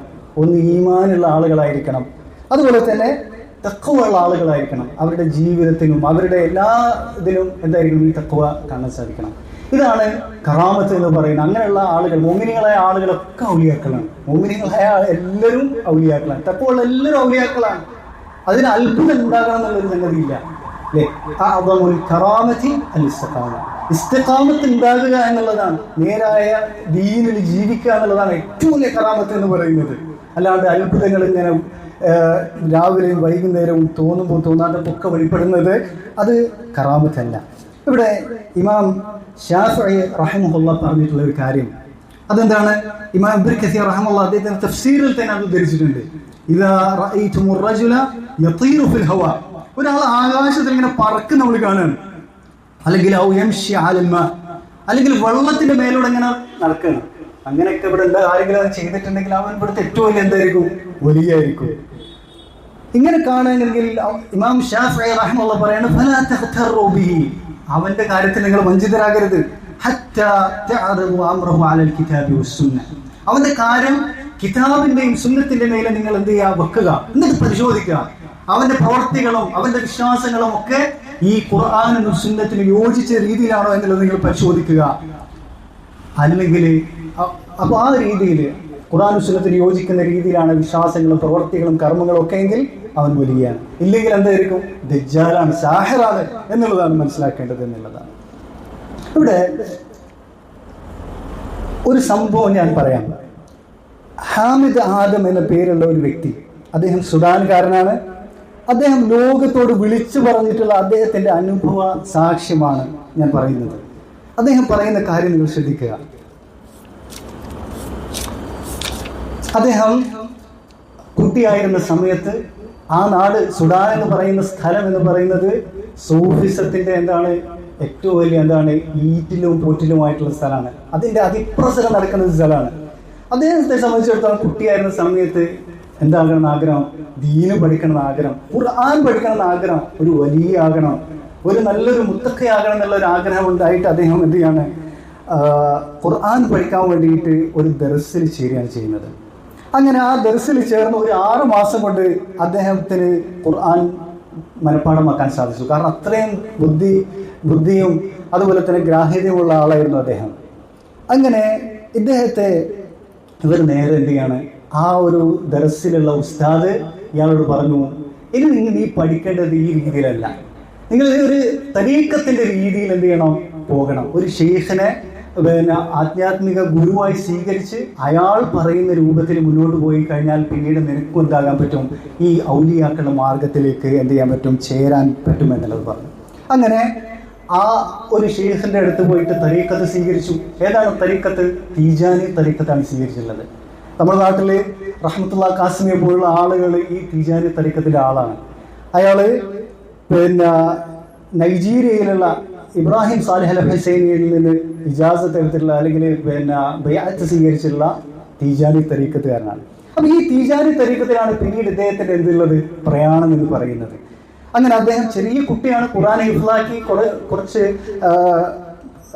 പഠിച്ചതിന് ശേഷമാണ് നേരിട്ട് എന്ത് ചെയ്യുന്നത് ഈ തിജാനി തരീഖത്തിലേക്ക് ചേരുന്നത്. കാരണം ഇദ്ദേഹത്തിന്റെ ഈ ഒരു ബുദ്ധി കൂർമ്മതയും പഠിക്കാനുള്ള കഴിവും ഇതൊക്കെ കണ്ടപ്പോൾ എന്ത് ചെയ്തു, നേരെ ഈ തരീഖത്തിലേക്കാണ് മുട്ടിച്ചു കൊടുത്തു ഉസ്താദ്.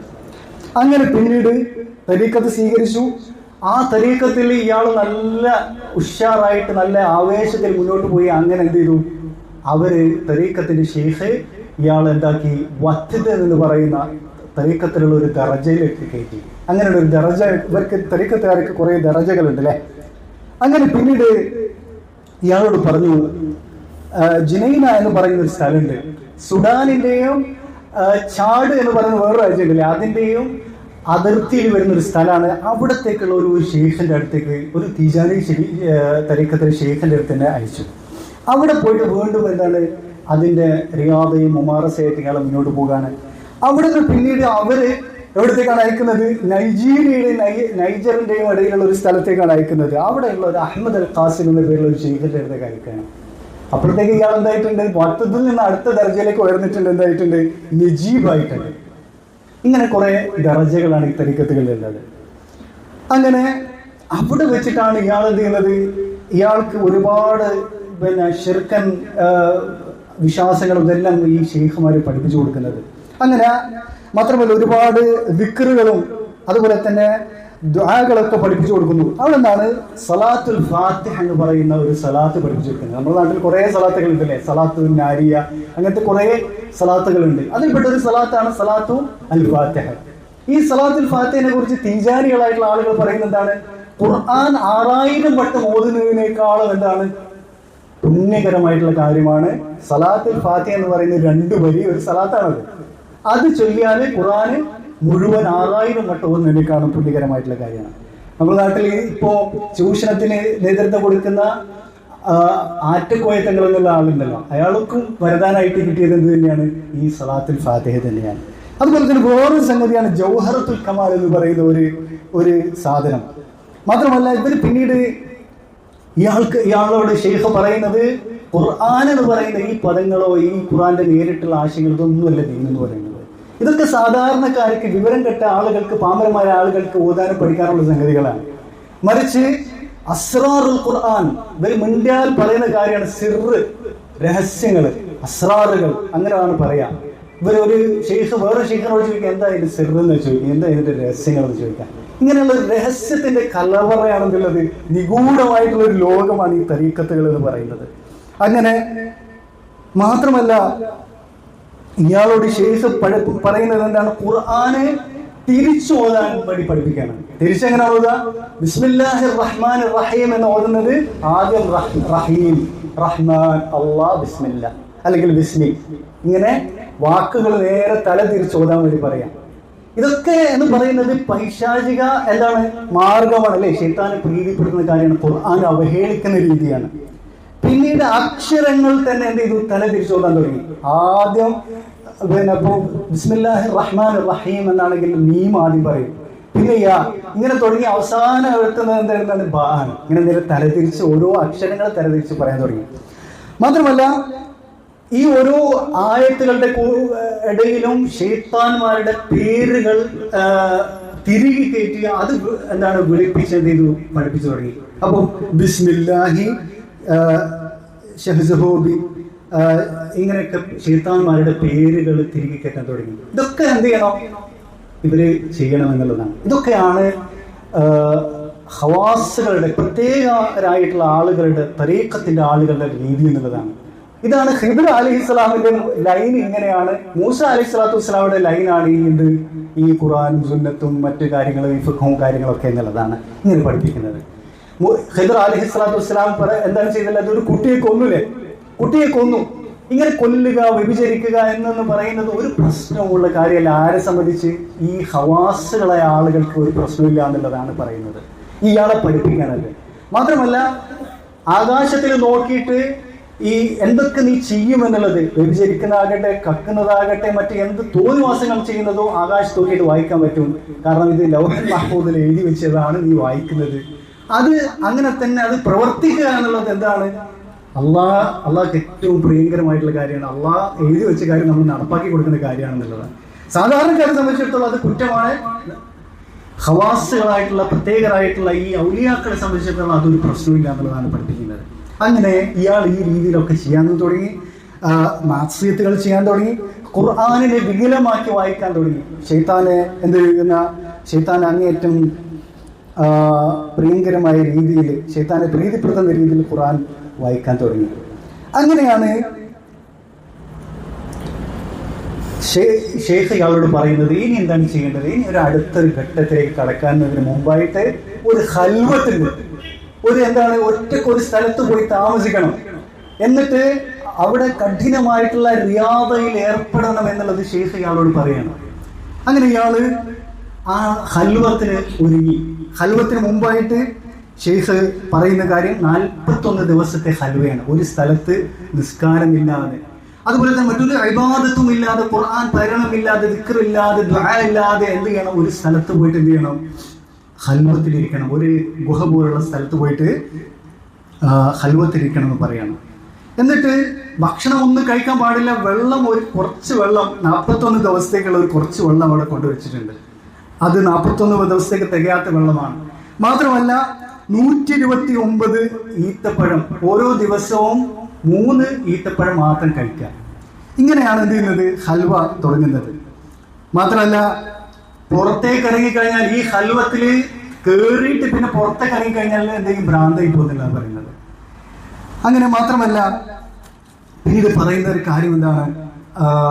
ഇനി ഒരുപാട് അത്ഭുതങ്ങൾ നീ കാണും, ഭീകരമായിട്ടുള്ള ഭയാനകരമായിട്ടുള്ള സംഗതികളൊക്കെ നീ കാണും. അപ്പൊ അതൊന്നും കണ്ടു കഴിഞ്ഞാൽ നീ എന്ത് ചെയ്ത് പേടിക്കരുത് എന്നുള്ളതൊക്കെ എന്ത് ചെയ്തു? ഷെയ്ഖ് പഠിപ്പിച്ചു കൊടുക്കുകയാണ് ചെയ്യുന്നത്. അങ്ങനെ ഇയാൾ ഈ ഹൽവത്തിൽ കയറാണ്. ഈ ഹൽവത്തിൽ ചെയ്യാനുള്ള കാര്യം എന്താണ്?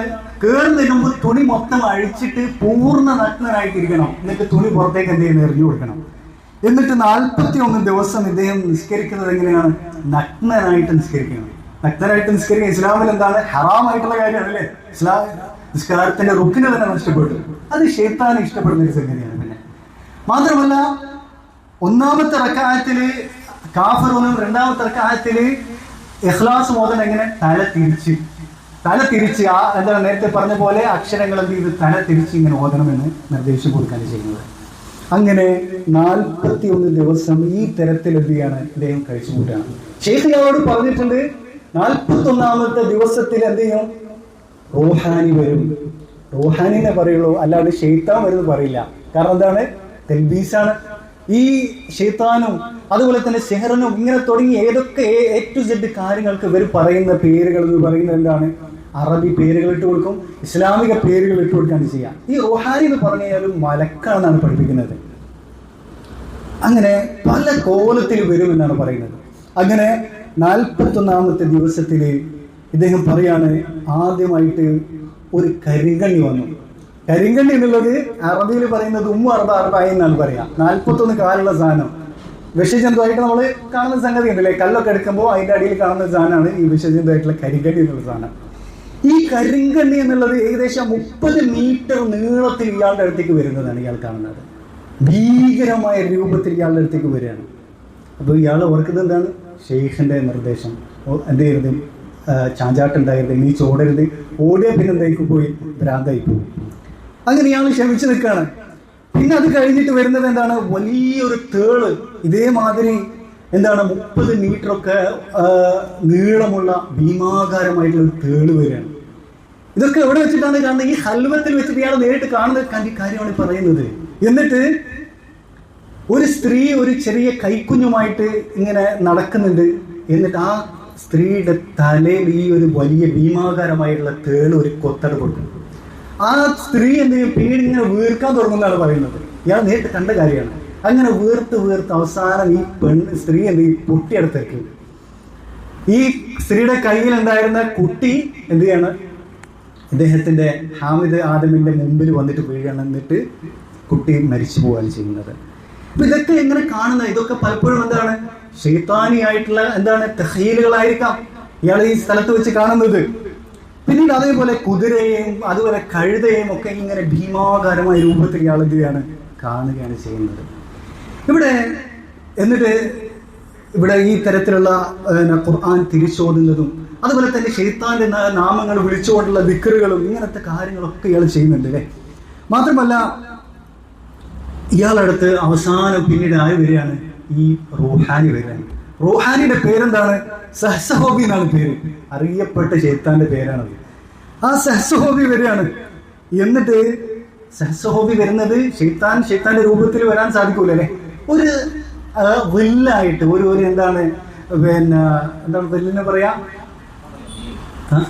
നിഴലായിട്ട് ഇങ്ങനെ കാണാൻ വലിയ ഒരു രൂപം. ആ രൂപത്തിൽ അതിന് മനുഷ്യന്റെ ഒരു കോലത്തിൽ തന്നെയാണുള്ളത്, പക്ഷെ ഭീമാകാരമായിട്ടുള്ള രൂപം, അതിനെന്തിന് വാലുണ്ട്. ഇതാണ് സഹ്സഹോബിന്റെ രൂപം എന്ന് പറയുന്നത്. എന്നിട്ട് സഹ്സഹോബി ഇയാളോട് സംസാരിക്കാണ്, ശൈത്താൻ സംസാരിക്കാണ്. ഇനി മുതൽ കറാമത്തുകൾ വെളിപ്പെടും, അത്ഭുതകരമായിട്ടുള്ള സംഗതികൾ ഇങ്ങനെ വെളിപ്പെടും. നീ ഇപ്പോൾ എന്തായിട്ടുണ്ട്, ഔലിയാക്കളിൽ പ്രധാനിയായി തീർന്നിട്ടുണ്ട്, നീ കുത്തുബായി തീർന്നിട്ടുണ്ട്, കുത്തുബുൽ ആലമായിട്ടുണ്ട്, മുദബ്ബിറുൽ ആലമായിട്ടുണ്ട് എന്ന് പറയും. അങ്ങനെ മാത്രമല്ല നാളെ രാവിലെ മുതൽ ഇതെല്ലാം നടക്കാൻ പോകുന്നതാണ് പറയുന്നത്. എന്നിട്ട് ആകാശത്തേക്ക് നോക്കാൻ പറയും. ആകാശത്തേക്ക് നോക്കുമ്പോൾ അവിടെ കുറെ ഹർഫുകൾ കാണുന്നുണ്ട് ഇയാള്. ആ കുറെ ഹർഫുകൾ ഇങ്ങനെ എന്ത് ചെയ്തിട്ടുണ്ട്, പല കോലത്തിലും തിരിച്ചും മറച്ചൊക്കെ എഴുതിയിട്ടുണ്ട്.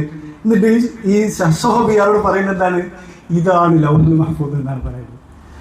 അങ്ങനെ പിന്നെ മാത്രമല്ല, ഇനി ഒരു തിന്മ ചെയ്താലും ഒരു കുഴപ്പമില്ല, ഇനി വ്യഭിചരിച്ചാലോ ഇനി എന്ത് തോന്നിവാസം ചെയ്താലും ഒരു കുഴപ്പമില്ല. എന്താണ്, പിന്നെ ഔലിയാക്കളെ സംബന്ധിച്ചിടത്തോളം നിയമങ്ങളോ ഒന്നും ബാധകമല്ല എന്നുള്ളതാണ്. അങ്ങനെ മാത്രമല്ല ഇയാളോട് പറയുന്നത്, ആദ്യമായിട്ട് പോയിട്ട് എന്ത് ചെയ്യണം, ഒരു സ്ഥലത്ത് ഏകദേശം 40 കിലോമീറ്ററിലേറെ ദൂരമുള്ള ഒരു സ്ഥലത്ത് ഒരു മൃഗത്തിന്റെ തോളെല്ലുണ്ട്. ആ തോളെല്ല് എന്ത് ചെയ്യണം, കൊണ്ടുവരണം എന്ന് പറയും. എന്നിട്ട് നേരെ കണ്ടിട്ടുള്ള സംഗതികൾ, ശൈത്താന്റെ പേരുകളും കാര്യങ്ങളും മന്ത്രങ്ങളും ഒക്കെ എന്ത് ചെയ്യണം, ആ തോളെല്ലിൽ എഴുതണമെന്ന് എന്ത് ചെയ്യുന്നു സഹ്സഹോബി ഇയാളോട് പറയും. എന്നിട്ട് ഇയാൾ പറയുന്നത് എന്താണ്, നിമിഷങ്ങൾക്കുള്ളിൽ ആ സ്ഥലത്ത് എത്തിപ്പെടാനും തിരിച്ചു വരാനും സാധിച്ചു എന്നാണ് പറയുന്നത്. ഈ തോളലുമായിട്ട് വരികയാണ്. എന്നിട്ട് ഇതൊക്കെ എന്ത് ചെയ്യാണ്, കണ്ട കാര്യങ്ങളൊക്കെ അതിൽ എഴുതുകയാണ്. എന്നിട്ട് ഇയാളോട് പറയുന്ന കാര്യം, ഇനി മുതൽ ഒരുപാട് നിബന്ധനകളുണ്ട്. ഒത്തുപാകണമെങ്കിൽ, കറാമത്തുകൾ വെളിപ്പെടണമെങ്കിൽ ഒരുപാട് നിബന്ധനകളുണ്ട്. ഒന്നാമത്തെ കാര്യം, റമദാനിലേക്ക് കടന്നിട്ടുണ്ട്. ആ ഒരു സമയം എന്ന് പറയുന്നത് ഖൽവത്തിന്റെ അവസാന നാളുകൾ റമദാനിലേക്ക് കടന്നിട്ടുണ്ട്. ഈ റമദാനിലോ ഇനി മുതലുള്ള റമദാനിൽ എന്ത് ചെയ്യാൻ പാടില്ല, നോമ്പെടുക്കാൻ പാടില്ല. ഇത് മലക്ക് പറയോ, റൂഹാനിയായിട്ടുള്ള മലക്ക് പറയോ? ഇല്ല, ശൈത്താനേ പറയുള്ളൂ. മാത്രമല്ല അസ്ർ നിസ്കരിക്കരുത്. മറ്റു നിസ്കാരങ്ങൾ നിസ്കരിച്ചോ, പക്ഷെ വുദു ഇല്ലാതെ നിസ്കരിക്കണം. ഇതാണ് പറയുന്നത്. അപ്പൊ എന്തുണ്ടാക്കാൻ പറ്റും, കൂടുതൽ തെൽബീസ് ഉണ്ടാക്കാൻ പറ്റും അല്ലേ. ജനങ്ങളുടെ മുമ്പിൽ എന്ത് ചെയ്യുന്നുണ്ട്, നല്ല വേഷവും തലക്കെട്ടൊക്കെ ആയിട്ട് വന്നിട്ട് നിസ്കരിക്കുന്നുണ്ട്, പക്ഷെ എന്താണ്, വുദു ഇല്ലാണ്ടായിട്ട് നിസ്കരിക്കുന്നുണ്ടാവുക. മാത്രമല്ല ഇദ്ദേഹത്തോട് പറയുന്നത്, അള്ളാനെ ചീത്ത പറയണം, അള്ളാനെ എന്ത് ചെയ്യണം, അവഹേളിക്കണം, ചീത്ത വിളിക്കണം. അങ്ങനെ ഇതൊക്കെ ഏതൊരു മനുഷ്യന്റെ ഉള്ളിലും, ഇനി ഏത് ആശയത്തിലുള്ള ആളാണെങ്കിലും ഏത് മതത്തിലുള്ള ആളാണെങ്കിലും അയാളുടെ ഉള്ളിൽ എന്തുണ്ടാകും, ഒരു പ്രകൃതിപരമായിട്ട് അയാളുടെ ഉള്ളിലുള്ള സംഗതി ഉണ്ടാകും. അള്ളാഹിനെ ചീത്ത വിളിക്കാന്ന് പറയുന്നത് അതിനെ എതിർക്കുന്ന ഒരു കാര്യം ഉണ്ടാവും. അവിടെയൊക്കെ ഇവരോട് പറയുന്ന കാര്യം എന്താണ്, ചോദ്യം ഇവിടെ ചോദിക്കരുത്. ചോദ്യം ചോദിച്ചാൽ ഔട്ട് അല്ലേ. എന്താണ് സംഭവിച്ചത്, ഖിദ്ർ അലൈഹി സ്വലാത്തു വസ്സലാമയോട് കുറെ ചോദ്യം ചോദിച്ചാൽ ആകെ പ്രശ്നം പറ്റിയത്, മൂസ അലൈഹി സ്വലാത്തു വസ്സലാമയ്ക്ക് പ്രശ്നം പറ്റിയത്. അങ്ങനെയാണ് പിന്നീട് ലദുന്യായ ഇൽമു പഠിക്കാൻ ആർക്കും പറ്റാതിരുന്നത്, മൂസ അലൈഹി സ്വലാമക്ക് പറ്റാതിരുന്നത്. ഇങ്ങനെയുള്ള ഒരു ഖുറാഫാത്താണ് എന്ത് ചെയ്യുന്നത്, പഠിപ്പിക്കുന്നത്. ഇങ്ങനെയുള്ള ആദ്യമേ ഇവരെന്ത് ചെയ്യുന്നുണ്ട്, നാട്ടിലുള്ള സൂഫിസവും ഈ നാട്ടിലുള്ള മതപരമായിട്ടുള്ള വാദങ്ങളിലും ഒക്കെ ഇവർ പഠിപ്പിക്കുന്നത് ഈ തരത്തിലുള്ള സിഹിറിനെ പാകമാക്കുന്ന രീതിയിലാണ് ഇവരൊക്കെ വളർന്നു വരുന്നത് എന്നുള്ളതാണ്. അപ്പൊ ഇതൊക്കെ പിന്നീട് എന്ത് ചെയ്യാണ്, ഒരു ദീനായിട്ട് ഇവർ സ്വീകരിക്കുന്നതാണ് നമുക്ക് കാണാൻ സാധിക്കുന്നത്. മാത്രമല്ല മുസ്ഹഫിന്റെ മുകളിൽ എന്ത് ചെയ്യണം, മലമൂത്ര വിസർജനം നടത്തണമെന്ന് പറയുകയാണ് ചെയ്യുന്നത്. ഇതൊക്കെ കണ്ടീഷൻ, ഇതൊക്കെ ചെയ്താലാണ് കുത്തുപാകാൻ പറ്റുള്ളൂ, കറാമത്തുകൾ വെളിപ്പെട്ടുള്ളൂ എന്നുള്ളതാണ്. അതുപോലെ തന്നെ അള്ളാഹുവിനല്ലാതെ എന്ത് ചെയ്യണം, അറക്കണം. ഇനി അറക്കുന്ന സമയത്ത് എന്തെങ്കിലും ലോഹമായിട്ടുള്ള സംഗതി വായിൽ കടിച്ചു പിടിക്കാൻ, ബിസ്മി ചൊല്ലാതിരിക്കാൻ വേണ്ടി, അറിയാണ്ടെങ്കിലും ഒരു എന്താണ് ബിസ്മി ചൊല്ലിപ്പോകുന്ന ഒരു ഘട്ടമുണ്ടല്ലോ, അങ്ങനെ ചെല്ലാതെ രീതിയിൽ. അങ്ങനെ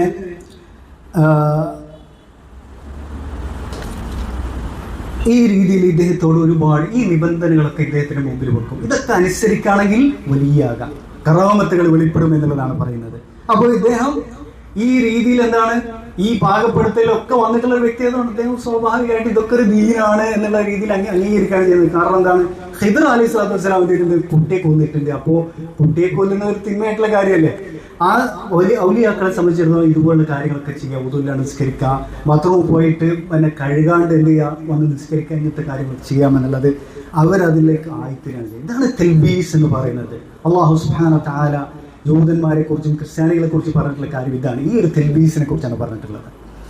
അങ്ങനെ ഇദ്ദേഹം പിന്നീട് എന്താണ്, ഇദ്ദേഹത്തെ പിറ്റേന്ന് ഇദ്ദേഹം ഖൽവത്തിൽ നിന്ന് പുറത്തിറങ്ങുന്നതാണ്. എങ്ങനെ വലിയായിട്ട് കുത്തുബായിട്ട് 4 അഖ്താബുകളാണ് ഒരു സമയത്ത് എന്തുണ്ടാവും ലോകത്തുണ്ടാവുക, അതിൽ ഒരു കുത്തുബായിട്ടാണ് അദ്ദേഹം വരുന്നത് എന്നുള്ളതാണ്. മാത്രമല്ല ഇദ്ദേഹം പുറത്തു വരുന്ന സമയത്ത് ഒരുപാട് നൂറുകണക്കിന് ആളുകൾ, പണ്ഡിതന്മാർ, വലിയ ആളുകൾ, പല നാടുകൾ, പല ദിക്കുകളിൽ നിന്ന് വന്നിട്ട് ഇദ്ദേഹത്തെ എന്ത് ചെയ്യാണ്, സ്വീകരിക്കാൻ വേണ്ടി വരികയാണ് ചെയ്യുന്നത്. ഇദ്ദേഹം എന്താണ് കഠിനമായിട്ടുള്ള റിയാദ പൂർത്തീകരിച്ച് വലിയായിട്ട് രംഗത്ത് പുറത്തിറങ്ങി എന്നുള്ളതാണ്. അങ്ങനെ മാത്രമല്ല ആളുകൾ ഒരുപാട് ആടുകളെ കറക്കാൻ തുടങ്ങി. എന്താണ്, ജനങ്ങൾക്ക് ഈ ഒരു സന്തോഷത്തിന് ഈ ഒരു വലിയൊരു ആഘോഷമാക്കി ഇത് മാറ്റുകയും ജനങ്ങൾക്ക് ഭക്ഷണം നൽകുകയൊക്കെ ചെയ്തു എന്നുള്ളതാണ്. പിന്നെ പിറ്റേന്ന് മുതൽ കറാമത്തുകളാണ്. കറാമത്തുകളുടെ എന്താ പറയുക, ഒരു പരമ്പരയാണ് തുടങ്ങുന്നത്. ആദ്യം ഇദ്ദേഹം ഇങ്ങനെ ഇറങ്ങി വരുന്ന സമയത്ത് തന്നെ ഒരാളിങ്ങനെ എന്ത് ചെയ്യുന്നത്, ഒരു കൂജയുമായിട്ട് നടക്കുന്നുണ്ട്. കൂജ ഉണ്ടല്ലോ, വെള്ളം നിറയ്ക്കുന്ന ഒരു കൂജ. ഒരാളിങ്ങനെ കൂജയുമായിട്ട് നടക്കുന്നുണ്ട്. ഇയാൾ ആളോട് പറഞ്ഞു കൂജ നിലത്ത് വെക്കെന്ന് പറഞ്ഞു. എന്നിട്ട് ഈ കൂജയോട് വരാൻ പറഞ്ഞു. കൂജ ദൂരമുള്ള കൂജ എന്ത് ചെയ്യാണ്, സ്വയം ഒഴുകി ഇയാളുടെ അടുത്തേക്ക് വരികയാണ് ചെയ്യുന്നത്. എന്നിട്ട് ഈ ആളുകൾക്ക് വെള്ളം ഒഴിച്ചു കൊടുക്കാനുണ്ട്. ഈ കൂജ സ്വന്തം ഒഴിച്ചു കൊടുക്കണം. ഇതാണ് ഒന്നാമത്തെ കറാമത്ത് എന്ന് പറയുന്നത്. മാത്രമല്ല ഈ കൂജ തന്നെ പിന്നെ വെള്ളം കഴിഞ്ഞു കഴിഞ്ഞാൽ വേറെ സ്ഥലത്ത് പോയിട്ട് കിണറിലും ഹൗദിലൊക്കെ പോയിട്ട് സ്വന്തം പോയിട്ട് എന്ത് ചെയ്തു, നിറഞ്ഞു വരും എന്നുള്ളതാണ്. ഇത് നേരിട്ട് നടന്ന സംഗതിയാണ് പറയുന്നത്. ഇതൊന്നും എന്തൊരു കഥയായിട്ട് ഞാൻ പറയുന്നതല്ല. എന്നിട്ട് മാത്രമല്ല മറ്റൊരു വലിയൊരു കറാമത്തുണ്ടായി. അതൊരു സ്ത്രീ ഉണ്ടായിരുന്നു, ഒരു ബത്തൂൽ എന്ന് പറയുന്ന ഒരു സ്ത്രീ ഉണ്ടായിരുന്നു. ആ ഒരു സ്ത്രീ എന്ന് പറയുന്നത് കുറേ സാധനങ്ങളൊക്കെ ഉണ്ടാക്കുകയും ഒക്കെ ചെയ്തിട്ട് അങ്ങാടിയിൽ പോയി കച്ചവടം ചെയ്യുന്ന ഒരു സ്ത്രീയാണ്. ആ ഒരു സ്ത്രീയെ വഴി മധ്യേ എന്ത് ചെയ്യാണ്, ഒരു വലിയ ചെന്നായ ഇങ്ങനെ തടഞ്ഞു നിർത്താൻ. ഇവർ ഈ സാധനങ്ങളൊക്കെ അവരുടെ ഷാൾ ഇതെല്ലാം കെട്ടിയിട്ട് നെഞ്ചത്തെ ഇങ്ങനെ പിടിക്കുകയാണ്. എന്നിട്ട് ആ സ്ത്രീ വിളിക്കുന്നത് എന്താണ്, യാ ഷെയ്ഖ് ഹാമിദ് അൽ ഹഖ്മി. ഷെയ്ഖ് ഹാമിദ് എന്നെ കാത്തോളനെന്ന് വിളിക്കുകയാണ് ചെയ്യുന്നത്. അങ്ങനെ അപ്പം തന്നെ ഒരു പക്ഷി വന്നിട്ട് ഈ ചെന്നായ എടുത്താൽ കൊണ്ടുവരും. ഈ സംഗതി ആരറിയുന്നില്ല, ഈ പറയുന്ന ഷെയ്ഖ് ഹാമിദ് അറിഞ്ഞിട്ടേ ഇല്ല. അങ്ങനെ പിന്നീട് ഈ ഒരു സ്ത്രീ എന്ത് ചെയ്യാണ്, ഈ അങ്ങനെയുള്ള നാടുകളിലൊക്കെ ചെന്നായ്ക്കള് മനുഷ്യന്മാരെ പിടിച്ചു തിന്നാന്നുള്ളതൊക്കെ സ്വാഭാവികമായിട്ടുള്ള വളരെ സാധാരണമായിട്ടുള്ള കാര്യമാണ്. അങ്ങനെ ഈ സ്ത്രീ എന്താണ് ഒരുപാട് ഭക്ഷണങ്ങളൊക്കെ ഉണ്ടാക്കിയിട്ട് ഇദ്ദേഹത്തെ ഷെയ്ഖ് ഹാമിദിനെ കാണാൻ വരികയാണ്. അപ്പൊ ഇദ്ദേഹം പറയാണ്, എന്റെ ചെവിയിൽ വന്നിട്ട് ഒരു സംഗതി മന്ത്രിച്ചു. എന്താ മന്ത്രിച്ചത്, നടന്ന കാര്യങ്ങൾ വന്നിട്ട് ഇങ്ങനെ ഒരു സംഗതി, അദൃശ്യമായ ഒരു സംഗതി വന്നിട്ട് മന്ത്രിച്ചു എന്നുള്ളതാണ്. ഇത് ഈ പെണ്ണുങ്ങളുടെ പേര് ബത്തൂൽ എന്നാണ്. ഇങ്ങനെയൊക്കെ നടന്നു, വഴിയിൽ വെച്ചിട്ട് ചെന്നായ കടിക്കാൻ വന്നു, എന്നിട്ട് പക്ഷി എടുത്ത് കൊണ്ടുപോയി എന്നുള്ളത്. അങ്ങനെ ഇദ്ദേഹം പറഞ്ഞു, വരൂ ബത്തൂൽ. എന്നിട്ട് എന്ത് ചെയ്യാണ്, ഈ നടന്ന കാര്യങ്ങൾ അങ്ങോട്ടാണ് പറഞ്ഞു കൊടുക്കുകയാണ്. ഇയാൾ ഇതിനു മുമ്പ് അറിഞ്ഞിട്ടേ ഇല്ല. അങ്ങനെ പിന്നെ ഈ കഥ നാട്ടിലൊക്കെ പ്രചരിച്ചു എന്നുള്ളതാണ്. പിന്നെ നോക്കേണ്ട ആവശ്യമില്ലല്ലോ, വലിയ ഷെയ്ഖായി, മുദബ്ബറായി, അതുപോലെ കുതുബായി എന്നുള്ളതാണ്. അപ്പോൾ ഈ ഒരു സംഗതി എന്ന് പറയുന്നത്, ഈ ഒരു കഥ ഇദ്ദേഹം പറഞ്ഞിട്ടുള്ളത്, ലോകത്തോട് വെളിപ്പെടുത്തിയിട്ടുള്ളത് എന്താണ്, വർഷങ്ങൾക്ക് മുമ്പ് അദ്ദേഹം വെളിപ്പെടുത്തിയിട്ടുള്ള കാര്യമാണ്. കഴിഞ്ഞ റമദാനിൽ സൗദി അറേബ്യയിലെ ഒഫീഷ്യൽ ചാനലായിട്ടുള്ള ഖലീജിയ ചാനലിൽ അദ്ദേഹം നൽകിയിട്ടുള്ള 2 മണിക്കൂറുള്ള അഭിമുഖത്തിൽ ഇത് വെളിപ്പെടുത്തുന്ന ഈ ഒരു സംഭവം, അതാണ് ഞാൻ എന്ത് ചെയ്തിട്ടുള്ളത്, വളരെ ചുരുക്കി നിങ്ങളോട് പറഞ്ഞിട്ടുള്ളത്. ഇത് എന്നിട്ട് അവസാനം എങ്ങനെയാണ് ഇദ്ദേഹം ഈ സിഹറിൽ നിന്ന്, ഈ ലോകത്തിൽ ഇത് സിഹറാണെന്നോ, ഇത് പിന്നെ ജ്യോത്സ്യമാണെന്നോ, ഇതൊക്കെ ദലാലത്തും കുഫ്രിയത്തുമാണെന്നോ അദ്ദേഹത്തിന് അറിഞ്ഞിട്ടുണ്ടായിരുന്നില്ല. കാരണം ഇതൊക്കെ പഠിച്ചു വന്നത് ഈ ഒരു രീതിയിലാണ്. ഇതൊക്കെ എന്താണ് ദീനാണെന്നുള്ള രീതിയിൽ ഇങ്ങനെ ബിൽഡ് ചെയ്യപ്പെട്ട് വന്നതാണ്. അവസാനം ഇദ്ദേഹം നിൽക്കുന്നത് എവിടെയാണ്? നൈജീരിയയുടെയും നൈജറിന്റെ ഇടയിലുള്ള സ്ഥലത്താണല്ലേ. അവിടെ ഒരു സുഡാനുകാരൻ, കച്ചവടക്കാരൻ, അദ്ദേഹം അവിടെ വരുന്ന സമയത്ത് ഇദ്ദേഹത്തിന് പിന്നീട് എന്തായി, ആ നാട്ടിലെ വലിയ വലിയാണ്, ആയിരങ്ങൾ ഇങ്ങനെ എന്താണ് കാത്തു നിൽക്കുന്ന, അവർ വന്നിട്ട് പരാതികൾ പറയുകയും വിഷമങ്ങളും ഒക്കെ പറയുന്ന ആണ്. പണ്ഡിതന്മാര് ഒരുപാട് പഠിച്ച് 10 കണക്കിന് വർഷങ്ങൾ പഠിച്ച് ഉറക്കെ വിളിച്ച് പഠിച്ചുള്ള പണ്ഡിതന്മാരൊക്കെ ഇയാളുടെ അടുത്ത് വന്നിട്ട് എന്ത് ചെയ്യാണ്, ഒച്ചനിച്ചിങ്ങനെ ഇരിക്കുന്നതാണ്.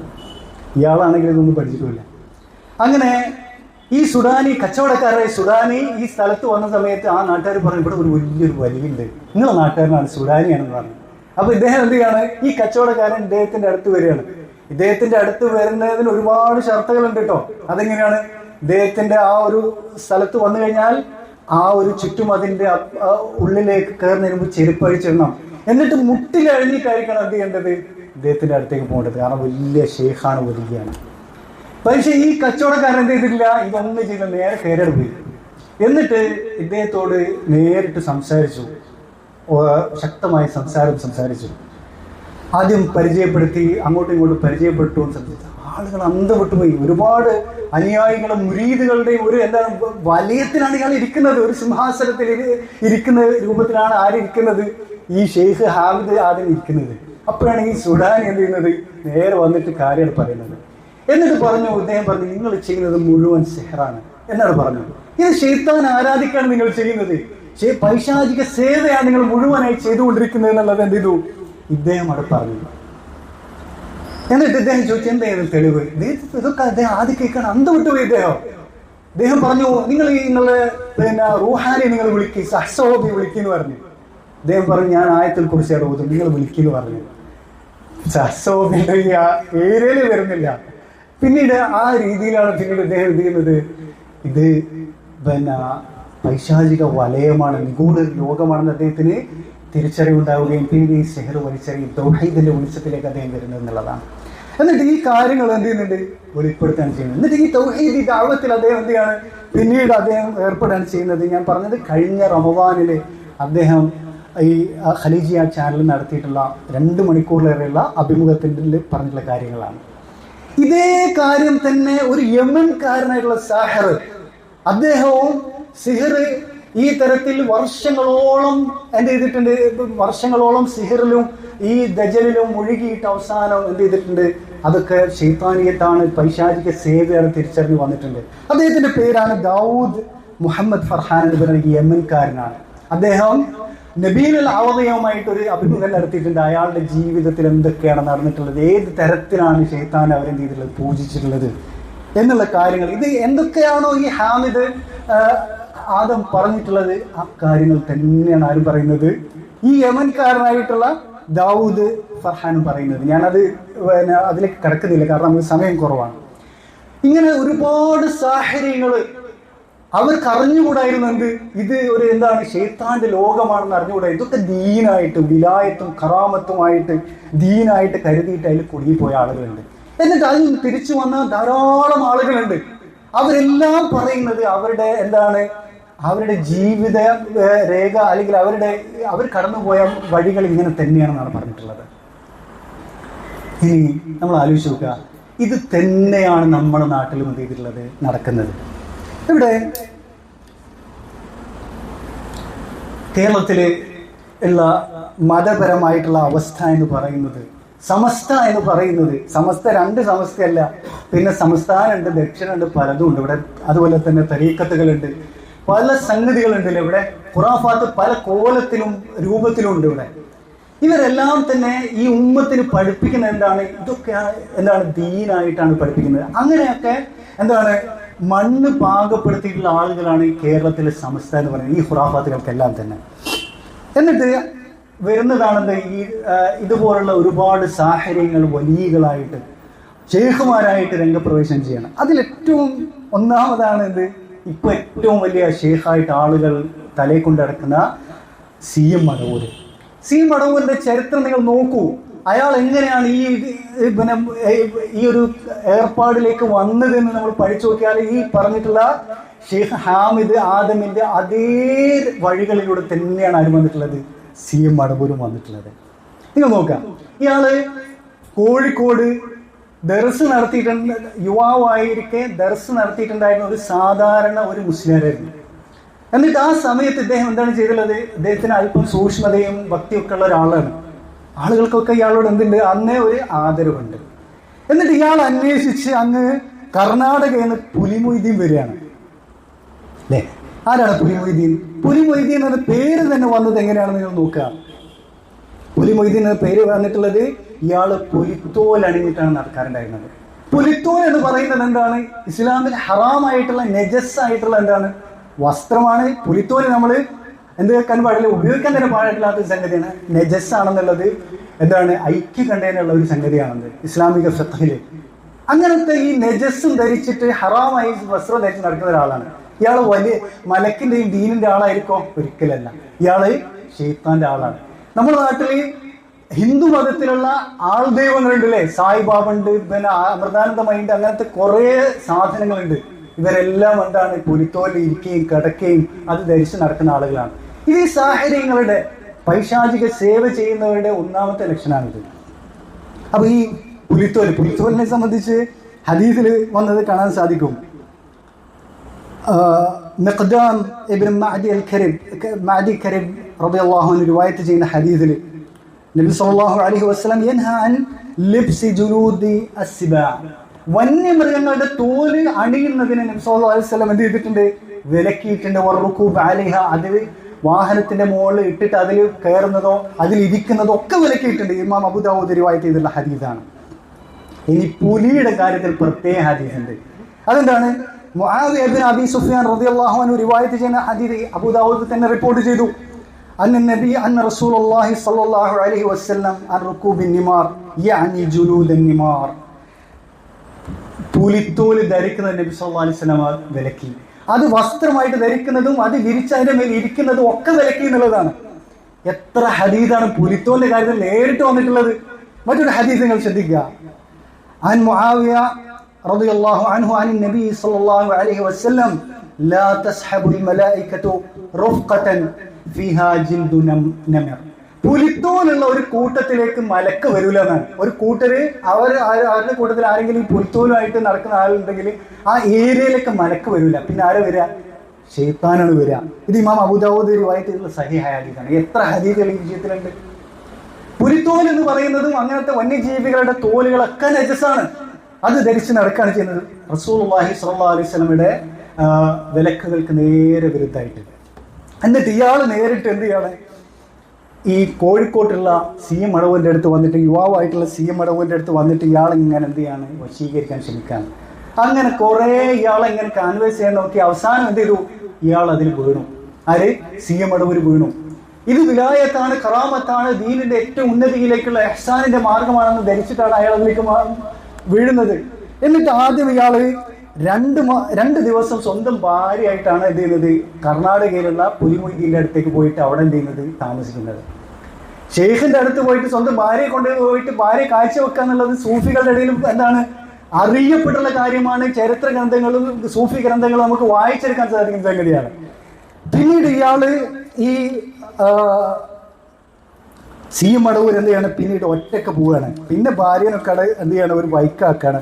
എന്നിട്ട് ഇയാള് പുലിമൊയ്തീന്റെ വഴിയിൽ പോവുകയാണ് ചെയ്യുന്നത്. പിന്നെ 290 ദിവസം, ഏകദേശം 1 വർഷം ഇയാളുടെ മുരീദായിട്ട്, ഇയാളുടെ ശിക്ഷണത്തിൽ, ഇയാളുടെ ഈ പൈശാചിക തർബീയത്തിൽ ഇയാൾ കഴിയാണ് ചെയ്യുന്നത്. അത് കഴിഞ്ഞിട്ട് പിന്നീട് 8 വർഷത്തെ വേറൊരാൾ പിന്നെ വരുന്നുണ്ട്. അതും കഴിഞ്ഞിട്ടാണ് പിന്നെ വലിയ മർത്തബയിലേക്ക് ഇയാൾ എത്തുന്നത്. മനസ്സിലായില്ലേ? അപ്പോ ഈ 8 വർഷം എന്ന് പറയുന്നത് ഉമ്മാനോട് മിണ്ടാൻ പാടില്ല. സ്വന്തം ഉമ്മാനോട് മിണ്ടാതിരിക്കുക എന്നുള്ളത് ഏറ്റവും വലിയ ഹറാമായിട്ടുള്ള കാര്യമാണ് അല്ലേ. ഇയാള് ഇങ്ങനെ റിയാദയിൽ ഇരിക്കുന്ന സമയത്ത് ഏകദേശം 3 വർഷം ആരോടും മിണ്ടാതെ, നിസ്കരിക്കാതെ, നോമ്പ് വെക്കാതെ, കുളിക്കാതെ, നനക്കാതെ ഇയാള് കഴിച്ചുകൂട്ടി. എന്നിട്ട് ഉമ്മ ഇങ്ങനെ ഇടക്കിടക്ക് വന്നിട്ട് എന്ത് ചെയ്യും, ഇയാളോട് എന്തെങ്കിലും ഒന്ന് സംസാരിക്കണം വന്നിട്ട് വരും. ഇയാൾ തിരിഞ്ഞു നോക്കില്ല. കാരണം ശേഖന്റെ നിർദ്ദേശമാണെന്ത്, മിണ്ടരുത്, ഉമ്മാനെ മൈൻഡ് ചെയ്യരുത് എന്നുള്ളത്. അങ്ങനെ എന്ത് ചെയ്യാണ്?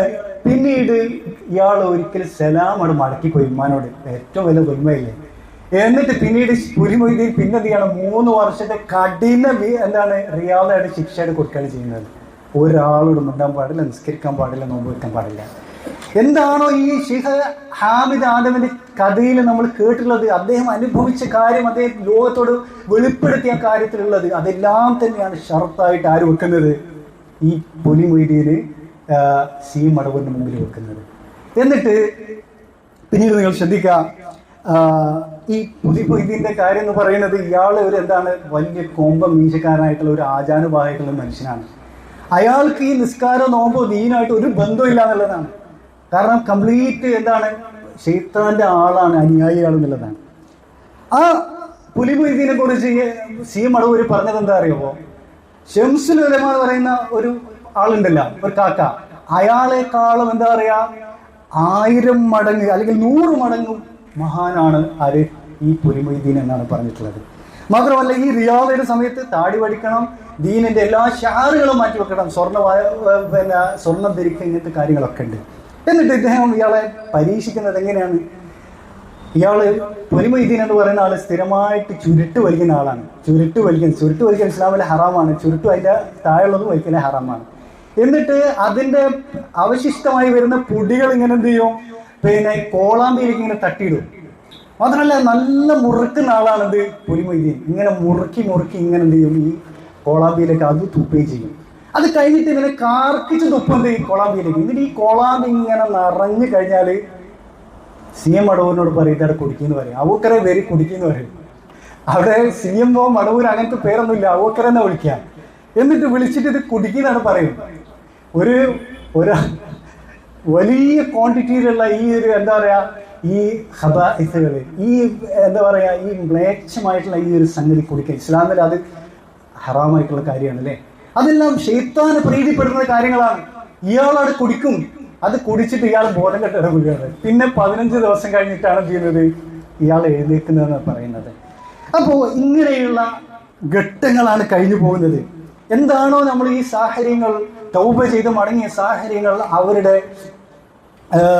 അവർ ചെയ്തുകൊണ്ടിരുന്ന, അവർ ആദ്യം ഈ ഘട്ടത്തിലേക്ക് എത്തുന്നതിന് മുമ്പ് ചെയ്തുകൊണ്ടിരുന്ന കാര്യങ്ങൾ, അതെല്ലാമാണ് സി എം മടവൂർ ചെയ്തതായിട്ട് നമുക്ക് കാണാൻ സാധിക്കുന്നത്. അങ്ങനെ പിന്നീട് ഇതെല്ലാം കഴിഞ്ഞ് എന്ത് ചെയ്യാണ്? പുലി മൊയ്തീൻ സി എം മടവൂരിന്റെ മടിയിൽ തലവെച്ചിട്ടാണ് എന്ത് ചെയ്യുന്നത്? ചത്തുപോകുന്നത്. എന്നിട്ട് ആ സമയത്ത് വളരെ ദുർഗന്ധം വമിച്ച ആളുകളെല്ലാം ഓടിപ്പോയി എന്നാണ് പറയുന്നത്. ആളുകളൊക്കെ ഇയാൾ വലിയ ഷെയ്ഖായിട്ട് കരുതുന്ന ആളാണ്. പക്ഷെ അടുക്കാൻ പറ്റുന്നില്ല, അത്രക്ക് ദുർഗന്ധം എന്നുള്ളതാണ്. അങ്ങനെ അതിനുശേഷമാണ് ഇയാൾ എന്തായി മാറിയത്? സി എം മടവൂര് വലിയായിട്ട് മാറുന്നത്, ഷെയ്ഖായിട്ട് മാറുന്നത്. ഈ 8 വർഷക്കാലം ഈ ഒരു ഹൽവത്തുകളിൽ, മൂപ്പന്റെ വീട്ടിൽ വേറെ 2 മൂപ്പന്മാരുടെ വീട്ടിലാണ് ഇയാൾ ഹൽവത്തിൽ കഴിഞ്ഞിരുന്നതാണ്. ആ സമയങ്ങളൊക്കെ നേരത്തെ ഈ ഹാമിദ് ആദമിന്റെ കഥയിൽ പറഞ്ഞതുപോലെ ഒരു ഈത്തപ്പഴവും കുറച്ചൊരു മുറുക്ക് വെള്ളമൊക്കെയാണ് ഒരു ദിവസം കുടിക്കാൻ കൊടുക്കുക. മാത്രമല്ല, നിസ്കരിക്കാൻ പാടില്ല. ആ കാലങ്ങളിൽ ഒന്നും തന്നെ ജുമാക്ക് പങ്കെടുക്കാൻ പാടില്ല, നോമ്പെടുക്കാൻ പാടില്ല. പിന്നീട് അയാൾ എന്ത് ചെയ്യാണ്? വെളിച്ചത്തേക്ക് വരികയാണ്. വേറൊരു കോലത്തിൽ, താടിയൊക്കെ പോയി വേറൊരു കോലത്തിലാണ് വരുന്നത്. എന്നിട്ട് ആദ്യമായിട്ട് വരുന്നത് ചാലിയം എന്ന് പറയുന്ന കോഴിക്കോടുള്ള സ്ഥലത്തേക്കാണ് വരുന്നത് റമദാൻ മാസത്തിൽ. എന്നിട്ട് പരസ്യമായിട്ട് ചായ കുടിക്കാൻ ആളുകളുടെ മുമ്പിൽ നിന്ന്. അവിടെയുള്ള ആളുകളോട് ഇയാൾ വലിയ ഷെയ്ഖായിട്ട് ഈ ആളുകൾ ഇങ്ങനെ ചുറ്റും കൂടുകയാണ്.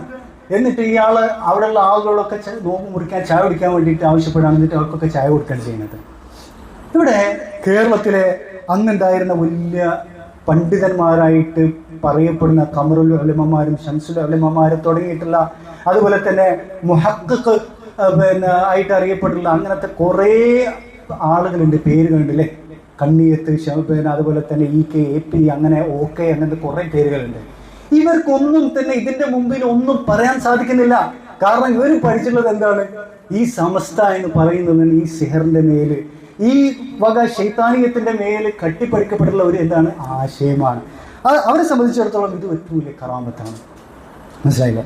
അപ്പോൾ ഇവിടെ നമ്മൾ ഇമാം ഷാഫിഈ റഹിമഹുല്ലാഹ് പറഞ്ഞിട്ടുള്ള കാര്യം ഒന്നുകൂടെ ശ്രദ്ധിക്കുക. ഒരാൾ ഇങ്ങനെ അത്ഭുതങ്ങൾ കാണിക്കാൻ തുടങ്ങിക്കഴിഞ്ഞാൽ അയാളുടെ കാര്യം നിങ്ങൾ എന്ത് ചെയ്യുക? ഖുർആനും സുന്നത്തിലും തട്ടിച്ചു നോക്കുക. അയാളുടെ വിശ്വാസങ്ങൾ, പ്രവൃത്തികൾ, അയാളുടെ രീതികളൊക്കെ തട്ടിച്ചു നോക്കുക. സി എം അടവന്റെ കാര്യത്തിൽ നമുക്കറിയാം, നിസ്കരിക്കില്ല, ജുമാ പങ്കെടുക്കൂല, നോമ്പെടുക്കൂല, എല്ലാവിധ ഇസ്ലാമിക നിയമനിർദ്ദേശങ്ങളിൽ നിന്നും അയാൾക്ക് ബാധകമല്ല എന്നുള്ളതാണ്. ഇത് തന്നെയാണ് എന്താണ് സാഹിറാണെന്നുള്ളതിന്റെ ഒന്നാമത്തെ ലക്ഷണം. അങ്ങനെ ഇയാള് ഈ തരത്തിലുള്ള വലിയ സിഹറിന്റെ അങ്ങേയറ്റത്ത് എത്തിപ്പോയിട്ടുണ്ട്. അതുകൊണ്ടാണ് ഇയാൾ എന്ത് ചെയ്യുന്നത്, ഈ തരത്തിലുള്ള വലിയ കുത്തുബുൽ ആലമായിട്ട് ഇന്ന് പരിചയപ്പെടുത്തുന്നത്. നമ്മൾ നേരത്തെ പറഞ്ഞു, ഷെയ്ഖ് ഹാമിദ് ആദമിനെ കുത്തുബായിട്ട് തന്നെയാണ് ആ നാട്ടുകാർ പരിചയപ്പെടുത്തിയിട്ടുള്ളത്. കുത്തുബായിട്ടാണ്, കുത്തുബുൽ ആലമായിട്ടാണ് പരിചയപ്പെടുത്തിയിട്ടുള്ളത്. മാത്രമല്ല അതും കടന്നിട്ട് മുദബ്ബിറുൽ ആലമായിട്ടാണ് എന്ത് ചെയ്യുന്നത്, പരിചയപ്പെടുത്തുന്നത് അല്ലേ. അങ്ങനെ സി എം മടവൂരിൻ്റെ ഒരു ചരിത്രം നമ്മൾ നോക്കുക. ഈ തരത്തിലുള്ള ശൈത്താൻ സേവ് തന്നെയാണ് അവിടെ നടന്നിട്ടുള്ളത്. എന്നിട്ട് അതിന് മുമ്പിൽ ഒന്നും പറയാതെ അറിവ് മൂടി വെക്കുന്ന ആളുകളാണ്, അറിഞ്ഞിട്ടുള്ള ആളുകൾ വരെ അറിഞ്ഞ് മൂടി വെക്കുകയാണ് ചെയ്യുന്നത് ഈ സമസ്തയിലുള്ള പണ്ഡിതന്മാരായിട്ടുള്ള ആളുകൾ. ഇനി വേറെ അല്ല, ഇത് കഴിഞ്ഞിട്ടുള്ള അടുത്ത ആളുകളിലേക്കൊക്കെ നമ്മൾ നോക്കി നോക്കി ഇവരുടെ ഷെയ്ഖായിട്ട് വലിയായിട്ട് പരിചയപ്പെടുത്തിയ ആളുകളൊക്കെ ലൈനിൽ തന്നെയാണ്. ഒരാളാണെന്ത്, ബീരാണ്ടി വലി എന്ന് പറയുന്ന ഒരാൾ. അയാളുടെ അടുത്ത് പിന്നെ മലപ്പുറത്തുള്ള കീഴ്ശ്ശേരി എന്ന് പറയുന്ന സ്ഥലത്തുള്ള ആളാണ്. അയാളുടെ പരിപാടി എന്താണ്, അയാളെ കാണാൻ വേണ്ടി ഒരു മൂലാര് എന്ത് ചെയ്യാണ്, ആളുകളെയും കൂട്ടി പോകുന്ന സമയത്ത് അയാൾ അവിടെ എന്ത് ചെയ്യാണ്, സ്ത്രീകളുമായിട്ട് സംസാരിച്ചിരിക്കുകയാണ്. അങ്ങനെ സംസാരിക്കുന്നത് എങ്ങനെയാണ്, മുസ്ഹഫിന്റെ മേൽ കയറി നിന്നിട്ടാണ് സംസാരിക്കുന്നത്. സുബ്ഹാനല്ലാഹ്, ഇതാണ് ശൈത്താനിയത്ത് എന്ന് പറയുന്നത്, സിഹർ എന്ന് പറയുന്നത്. ശൈത്താൻ ആരാധിക്കുക എന്ന് പറയുന്നത് ഇത് തന്നെയാണ് അല്ലേ. ഇത് തന്നെയാണ് ഏറ്റവും വലിയ പൈശാചിക ആരാധന. ഖുർആനിന്റെ മേൽ കയറി നിൽക്കുക. ഇയാളെ പോലുള്ള ആളുകളെ എന്നിട്ട് ആരാണ് വരവേൽക്കുന്നത്, തങ്ങന്മാര്, വലിയ കാസിയും ചെറിയ കാസിയെ പോലുള്ള വലിയ തങ്ങന്മാർ, ജനങ്ങളുടെ ഇടയിൽ സ്വീകാര്യതയുള്ള ആളുകളൊക്കെ ഇവരെ എന്ത് ചെയ്യാണ്, ആദരിക്കും ബഹുമാനിക്കാൻ ചെയ്യുന്നത്. ഇനി അതുപോലെ കന്യാന മൗല എന്ന് അറിയപ്പെട്ടുള്ള വ്യക്തി, അതിൽ പിന്നെ AP സമസ്തയിലുള്ള പൊന്മളയെ പോലുള്ള ആളുകളൊക്കെ ഇയാൾ കള്ളവലിയാണെന്നുള്ളത് പറഞ്ഞിട്ടുണ്ട്. അവർക്ക് പറയാനൊരു പേടിയുണ്ട്. കാരണം എന്താണ്, എന്തെങ്കിലും കുരുത്തക്കേട് വരുമോ എന്നുള്ളൊരു പേടി. എന്നിട്ട് ഇയാളുടെ കാര്യം എന്താണ്, ഇയാള് അറിവുള്ള ആളുകളെ നായ്ക്കളെ പട്ടികളെ എന്നൊക്കെ വിളിക്കുകയാണ് ചെയ്യുക. എന്നിട്ട് ആട്ടി അകറ്റുകയാണ് ചെയ്യുക. ചിലപ്പോൾ കൈ കിട്ടുന്നതുകൊണ്ട് എന്ത് ചെയ്യാണ്, എറിഞ്ഞു ഓടിക്കുകയാണ് ചെയ്യുക. എന്താണ്, മുത്താലിമുകളെയും അതുപോലെ തന്നെ മാലിമുകളെയൊക്കെ തന്നെ. ഇയാള് എന്താ പറയാ, എല്ലാ സമസ്തക്കാരും ഇയാളുടെ കറാമത്തുകൾ പറഞ്ഞിട്ടുള്ള എത്ര വീഡിയോകൾ നമുക്ക് യൂട്യൂബിൽ നമുക്ക് കാണാൻ സാധിക്കും ഇങ്ങനത്തെ ഒരു വ്യക്തിയെ സംബന്ധിച്ചിടത്തോളം. അതുപോലെ തന്നെ മീനങ്ങാടി സുലൈമാനെ സംബന്ധിച്ചിടത്തോളം പല ആളുകളും നേരത്തെ EK പോലുള്ള ആളുകളൊക്കെ കള്ളനാണെന്ന് പറഞ്ഞിട്ടുണ്ട്. ഇപ്പോൾ അവർക്ക് പേടിയാണ്, ഇയാളെങ്ങാനും ചിലപ്പോൾ ശരിക്കും വലിയനായിരിക്കും എന്നുള്ള പേടിയാണ്. എന്നിട്ട് ഒളിച്ചും പാത്തും ഇയാളെ കാണാൻ വേണ്ടി ബർക്കത്തെടുക്കാൻ ആര് പോവുകയാണ്, മുസ്ലിയാക്കന്മാർ പോവുകയാണ്. വലിയ തലക്കെട്ട് കിട്ടിയ ആളുകൾ പോവുകയാണ്. എന്നിട്ട് രഹസ്യമായിട്ട് പോയിട്ട് ബർക്കത്തെടുക്കുകയാണ് ചെയ്യുന്നത്. ഇയാളാരാണ്, താടിയൊന്നും ഇല്ലാത്ത സിഗരറ്റ് വലിച്ച് നടക്കുന്ന ഒരു എന്താണ് ഫാസിഖായിട്ടുള്ള ഒരു വ്യക്തിയാണ്. അതുപോലെ തന്നെ അടുത്തിടെ രംഗത്ത് വന്നിട്ടുള്ള വ്യക്തിയാണെന്ത്, വടിത്തങ്ങൾ. ദീനിലൊരു എന്താ പറയുക, അടിസ്ഥാനം വരെ അറിയാത്ത, ഫാത്തിഹ ഓതാൻ പറയാത്ത ആള്, ഈ പിന്നെ ഹാർമോണിയവും മ്യൂസിക്കുമായിട്ട് നടക്കുന്ന ആള്. അതുപോലെ തന്നെ നേരത്തെ നമ്മൾ പറഞ്ഞിട്ടുള്ള പിന്നെ ആറ്റക്കോയത്തങ്ങൾ, ഹാമിദ് ആറ്റക്കോയത്തങ്ങളെ സംബന്ധിച്ചിടത്തോളം ഇയാൾക്കും കിട്ടിയത് എന്തിനാണ്, സലാത്തുൽ ഫാത്തിഹ, തിജാനി സലാത്തുൽ ഫാത്തിഹ തന്നെയാണ് കിട്ടിയിട്ടുള്ളത്. ആ ലൈനിലാണ് ഇവരെല്ലാവരും വരുന്നത്. അവർക്കും ഖുർആൻ ഫാത്തിഹ ഓതാൻ അറിയില്ല, ഖുർആൻ ഓതാൻ അറിയില്ല. സിനിമാ പാട്ട് ഇങ്ങനെ പാടിക്കൊടുക്കും, മാപ്പിള പാട്ട് ഇങ്ങനെ പാടിക്കൊടുക്കും. പെണ്ണുങ്ങൾ ഇങ്ങനെ എന്ത് ചെയ്യും, ഇയാളുടെ പുറകിൽ എന്ത് ചെയ്യാണ്, ഇയാം പാറ്റുകളെ പോലെ പോവുകയാണ് ചെയ്യുന്നത്. ഇനി വേറൊരു കക്ഷി ഉണ്ട്, ഏർവാടിയിൽ ഒരു കൃഷ്ണേട്ടൻ എന്ന് പറയുന്ന ഒരാളുണ്ട്.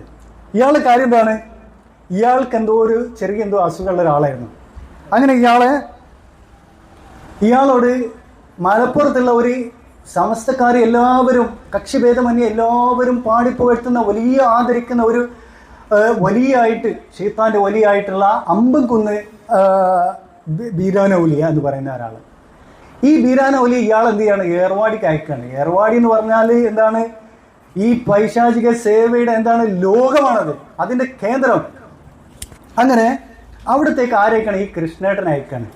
എന്നിട്ട് അവിടെ വെച്ചിട്ട് ഇയാളുടെ മേലുള്ള നിർദ്ദേശം എന്താണ്, അവിടുത്തെ പിന്നെ സോക്കോൾഡ് ഔലിയാക്കളെ നിർദ്ദേശം കൊടുക്കുന്ന എന്താണ്, ഇനി മുതൽ കുളിക്കാൻ പാടില്ല. ഇയാൾ ഏകദേശം 8 വർഷമായി അവിടെ ഉണ്ട്. ഇയാൾ ഇതുവരെ കുളിച്ചിട്ടില്ല. പല്ല് തേക്കാൻ പാടില്ല. ഇതൊക്കെ ആരെ പ്രീതിപ്പെടുത്തുന്ന കാര്യങ്ങളാണ്?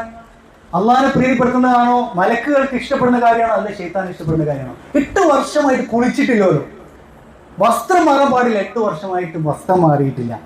എന്നിട്ട് സ്വപ്നത്തിലൂടെ ഇയാളെ എന്ത് ചെയ്യും, ഈ ശൈത്താന്മാർ വന്നിട്ട് നിർദ്ദേശങ്ങൾ കൊടുക്കും, പലതും പറഞ്ഞു കൊടുക്കും. ചിലപ്പോൾ ചെവിയിൽ വന്ന് പറയുന്നതാണ് ആര് പറയുന്നത്, ഈ കൃഷ്ണേട്ടനും പറയുന്നത്. എന്നിട്ട് ഇയാൾ ഇങ്ങനെ കുറെ ഈ എന്താ പറയുക, ഈ കള്ള സലാത്തുകളൊക്കെ ഇങ്ങനെ പാടി, അതുപോലെ തന്നെ ഔലിയന്മാരുടെ എന്താണ് മധുഹകൾ പാടി ഇങ്ങനെ നടക്കുകയാണ് ചെയ്യുന്നത്. ഇതാരാണ് ഈ ഏർവാടി കൃഷ്ണേട്ടൻ. ഇനിയിപ്പോൾ ഇയാൾ ഒരു കൃഷ്ണേട്ടനാണ്, ഇയാൾ ചെയ്യുന്നത് എന്താ പറയുക, അയാളുടെ ഒരു ലെവൽ വെച്ചിട്ടാണ് നമ്മൾ എന്ത് ചെയ്യാം, ചില ആളുകൾ പറഞ്ഞേക്കാം. പക്ഷെ ഇപ്പോഴത്തെ അവസ്ഥ എന്താണ്, ഇയാളെ കാണാൻ വേണ്ടിയിട്ട് എല്ലായിടത്തും ആളുകൾ എന്ത് ചെയ്യാണ്, ഏർവാടിക്ക് പോവാണ് കൃഷ്ണേട്ടനെ കാണാൻ വേണ്ടി. വലിയ തലക്കെട്ട് കെട്ടിയ മൂല്യാക്കന്മാര്, സഖാഫിമാര്, അഹ്സനുമാരും സാദിമാരൊക്കെ പോകണത് കൃഷ്ണേട്ടനെ കാണാൻ വേണ്ടിയിട്ട്. എന്നിട്ട് കൃഷ്ണേട്ടനോട് പറയുന്നത് എന്താണ്, നിങ്ങളാണ് ഔലിയാക്കൾക്ക് സേവിച്ച ആള്, ഔലിയാക്കളെ അടുത്തറിഞ്ഞിട്ടാണ് നിങ്ങളാണ്, ഔലിയാക്കളുടെ എന്താ പറയാ ആ അറിവുകൾ ഞങ്ങൾക്കൊന്ന് പറഞ്ഞു തരുന്ന ആരടുത്ത് പോയിട്ടാണ് പറയുന്നത്, ഈ എന്താ പറയാ വർഷങ്ങൾ ഇരുന്ന് പഠിച്ചിട്ടുള്ള കിതാബുകൾ മേലെ അടയിരുന്നിട്ടുള്ള ഈ മുസ്ലിയാക്കന്മാർ പോയിട്ട് കൃഷ്ണേട്ടനോടാണ് പറയുന്നത് ഈ അറിവുകൾ ഞങ്ങൾ പറഞ്ഞു തരുമെന്ന് പറയുകയാണ് ചെയ്യുന്നത്. സുബ്ഹാനല്ലാഹ്. നമ്മൾ ചിന്തിക്കണം, എവിടെയാണ് ഇവർ കിടക്കുന്ന ഒരു ലോകം എന്ന് പറയുന്നത്, ഈ ഒരു ശൈത്താന്റെ ലോകത്തിലാണ് കിടക്കുന്നത് എന്നുള്ളതാണ്. അപ്പോൾ മാത്രമല്ല നമ്മുടെ നാട്ടിൽ ഇതിനൊക്കെ അപ്പുറത്ത് എന്തെല്ലാം കാര്യങ്ങൾ സിഹറുമായിട്ട് നേരിട്ട് ബന്ധമുള്ള, ശൈത്താനുമായിട്ട് നേരിട്ട് ബന്ധമുള്ള എന്തെല്ലാം കാര്യങ്ങൾ ഈ ഔലിയാക്കൾ എന്ന പേരിൽ നടക്കുന്ന ആളുകളല്ലാത്ത തന്നെ സാധാരണ മുസ്ലിയാക്കന്മാരെ തന്നെ ബന്ധപ്പെടുന്ന സിഹറിന്റെ മേഖലകൾ. അതാണ് അസ്മാ തൽസമാത്തുകൾ അല്ലേ. ഇവരുടെ ഗ്രന്ഥങ്ങളിലെല്ലാം തന്നെ പഠിപ്പിക്കപ്പെട്ട് പോന്നിട്ടുള്ള സംഗതിയാണ് അസ്മാ തൽസമാത്ത് എന്ന് പറയുന്നത്. അസ്മാ എന്ന് പറഞ്ഞിട്ട് ഇവർ പറയുന്നത് അസ്മാ ഉൽ ഹുസ്ന എന്ന് പറയുന്നു. അസ്മാ ഉൽ ഹുസ്ന അതിൻ്റെ 4 അകലത്ത് വരെ ഇല്ലാത്ത ഒരു സംഗതിയാണ്. അതിലൊക്കെ ശൈത്താന്മാരുടെ പേരുകൾ, നമുക്ക് അറബിയിലല്ലാത്ത പേരുകളാണുള്ളത് ഒരുപാട്. ഈ സഹ്സഹോബിയുടെ പേര് പറഞ്ഞ പോലത്തെയുള്ള കടിച്ചാൽ പൊട്ടാത്ത പേരുകളാണ് അതിലുള്ളത്. എന്നിട്ട് അതൊക്കെ ഇങ്ങനെ മുട്ടേൻ്റെ മേലും തകിടിൻ്റെ മേലും അതുപോലെ തന്നെ ഇലേൻ്റെ മേലും ഇതൊക്കെ ഇങ്ങനെ എഴുതാണ് ഇവർ ചെയ്യുന്നത്. അതുപോലെ തന്നെ നെജസ് കൊണ്ട് എഴുതുന്ന, തല തിരിച്ചെഴുതുന്ന അള്ളാഹിൻ്റെ പേരുകളൊക്കെ തല തിരിച്ചെഴുതും. കാരണം എന്താണ്, സാധാരണക്കാരെന്ത് ചെയ്യും, പറ്റിക്കാൻ വേണ്ടിയിട്ട്. ഇവിടെ നമ്മൾ എത്തുന്നത് ഈ തിൽബീസിലേക്കാണ്. എത്രത്തോളമാണ് ഇവരെന്ത് ചെയ്യുന്നത്, ഈ ഉമ്മത്തിലെ സാധാരണക്കാരെ പറ്റിക്കുന്നത്. ഈ കുഫ്രിയത്തുകൾക്കൊക്കെ ഇസ്ലാമിൻ്റെ കുപ്പായം ഇട്ട് കൊടുക്കുകയാണ് ചെയ്യുന്നത്. അതുപോലെ അറബി ജ്യോതിഷം, അറബിയുടെ പേരാണ് കൊടുത്തു കഴിഞ്ഞാൽ പിന്നെ ഹലാലായി. ജ്യോതിഷം തന്നെ അത് നക്ഷത്രങ്ങളുടെ പേരുകളും ഈ എന്തൊക്കെയാണോ ഹൈന്ദവ പൂജാരിമാർ പൂജാരിമാർ എന്തൊക്കെയാണ് ചെയ്യുന്നത് അത് തന്നെ ഇവർ ചെയ്യാണ്. അതിൻ്റെ പേരുകൾ കാർത്തിക, അതുപോലെ മറ്റേത് മറിച്ചതെന്ന് പറഞ്ഞിട്ട് ആ നക്ഷത്രങ്ങളിലൊക്കെ പേരും ആ ദിവസങ്ങൾക്ക് ആ നക്ഷത്രത്തിൽ ജനിച്ച ആളുകൾക്ക് ഇന്ന ദിവസങ്ങളിൽ നിന്നൊക്കെ ലക്ഷണവും ലക്ഷണക്കേടും ഒക്കെ അവർ പറഞ്ഞു കൊടുക്കുകയാണ് ചെയ്യുന്നത്. അതുപോലെ തന്നെ ഇസ്ലാമിക തച്ചുശാസ്ത്രം. എന്ത് ഇസ്ലാമിക തച്ചുശാസ്ത്രം? തച്ചുശാസ്ത്രം എന്ന് പറയുന്നത് ഹൈന്ദവ എന്താ പറയുക മതത്തിന്റെ ഭാഗമായിട്ടുള്ള സംഗതിയാണ്. ഇതിനെയും ഇസ്ലാമീകരിക്കുകയാണ് ചെയ്യുന്നത്. അപ്പോഴും എന്തായി തീർന്നു, ഇപ്പൊ ഇസ്ലാമിക ബാങ്ക് എന്നൊക്കെ പറഞ്ഞ പോലെ, ഇസ്ലാമിക ജിന എന്ന് പറയുന്നത് പോലെ ഇസ്ലാമിക എന്ന് ബാക്കിൽ ചേർത്ത് കൊടുത്താൽ പിന്നെ എന്തായി, ഹലാലായി തീർന്നു എന്നുള്ളതാണ്. അതുപോലെ തന്നെ അറബി മാന്ത്രികം, കണക്ക്, അസ്റാറുകൾ, അതുപോലെ കല്ലുകൾ, ഇങ്ങനത്തെ എന്താ പറയുക മോതിര കല്ലുകൾ, ഓരോ കല്ലിനും ഓരോ തഅ്സീർ ഉണ്ടാകും എന്നുള്ളതാണ് പഠിപ്പിക്കുന്നത്. എന്നിട്ട് ആളുകളെ കൊണ്ട് എന്താ പറയുക ലക്ഷങ്ങൾ കൊണ്ട് ഇതെന്ത് ചെയ്യാണ് വാങ്ങിപ്പിക്കുകയാണ് ചെയ്യുന്നത്. കച്ചവടക്കാരും പഠിക്കുന്ന ആളുകൾ വിദ്യാർത്ഥികളൊക്കെ ഇതൊക്കെ വാങ്ങിക്കുന്ന എന്താണ്, ലക്ഷങ്ങൾ കൊടുത്തിട്ട് ഇതൊക്കെ വാങ്ങിയാൽ എന്തുണ്ടാകും, ഇന്ന് ലക്ഷങ്ങൾ നടക്കും, ഇന്ന് മോതിരം ധരിച്ചു കഴിഞ്ഞാൽ വലിയ പണക്കാരനാകാൻ പറ്റും എന്നുള്ളതൊക്കെയാണ് പഠിപ്പിക്കുന്നത്. മാത്രമല്ല സെഹറിന്റെ ഗ്രന്ഥങ്ങൾ നമ്മുടെ നാട്ടിലുള്ള സമസ്തക്കാരുടെ ലൈബ്രറികളിൽ യഥേഷ്ടം നമുക്ക് കാണാൻ കഴിയും.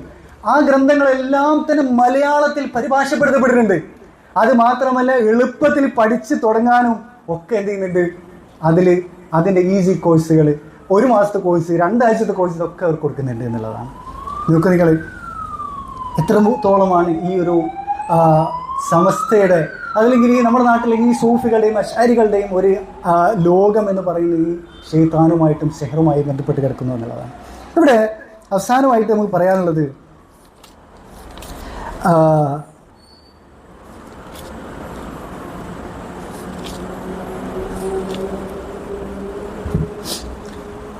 ഇമാം ദഹബി റഹിമഹുല്ലാഹ് പറഞ്ഞിട്ടുള്ളൊരു കാര്യമുണ്ട്.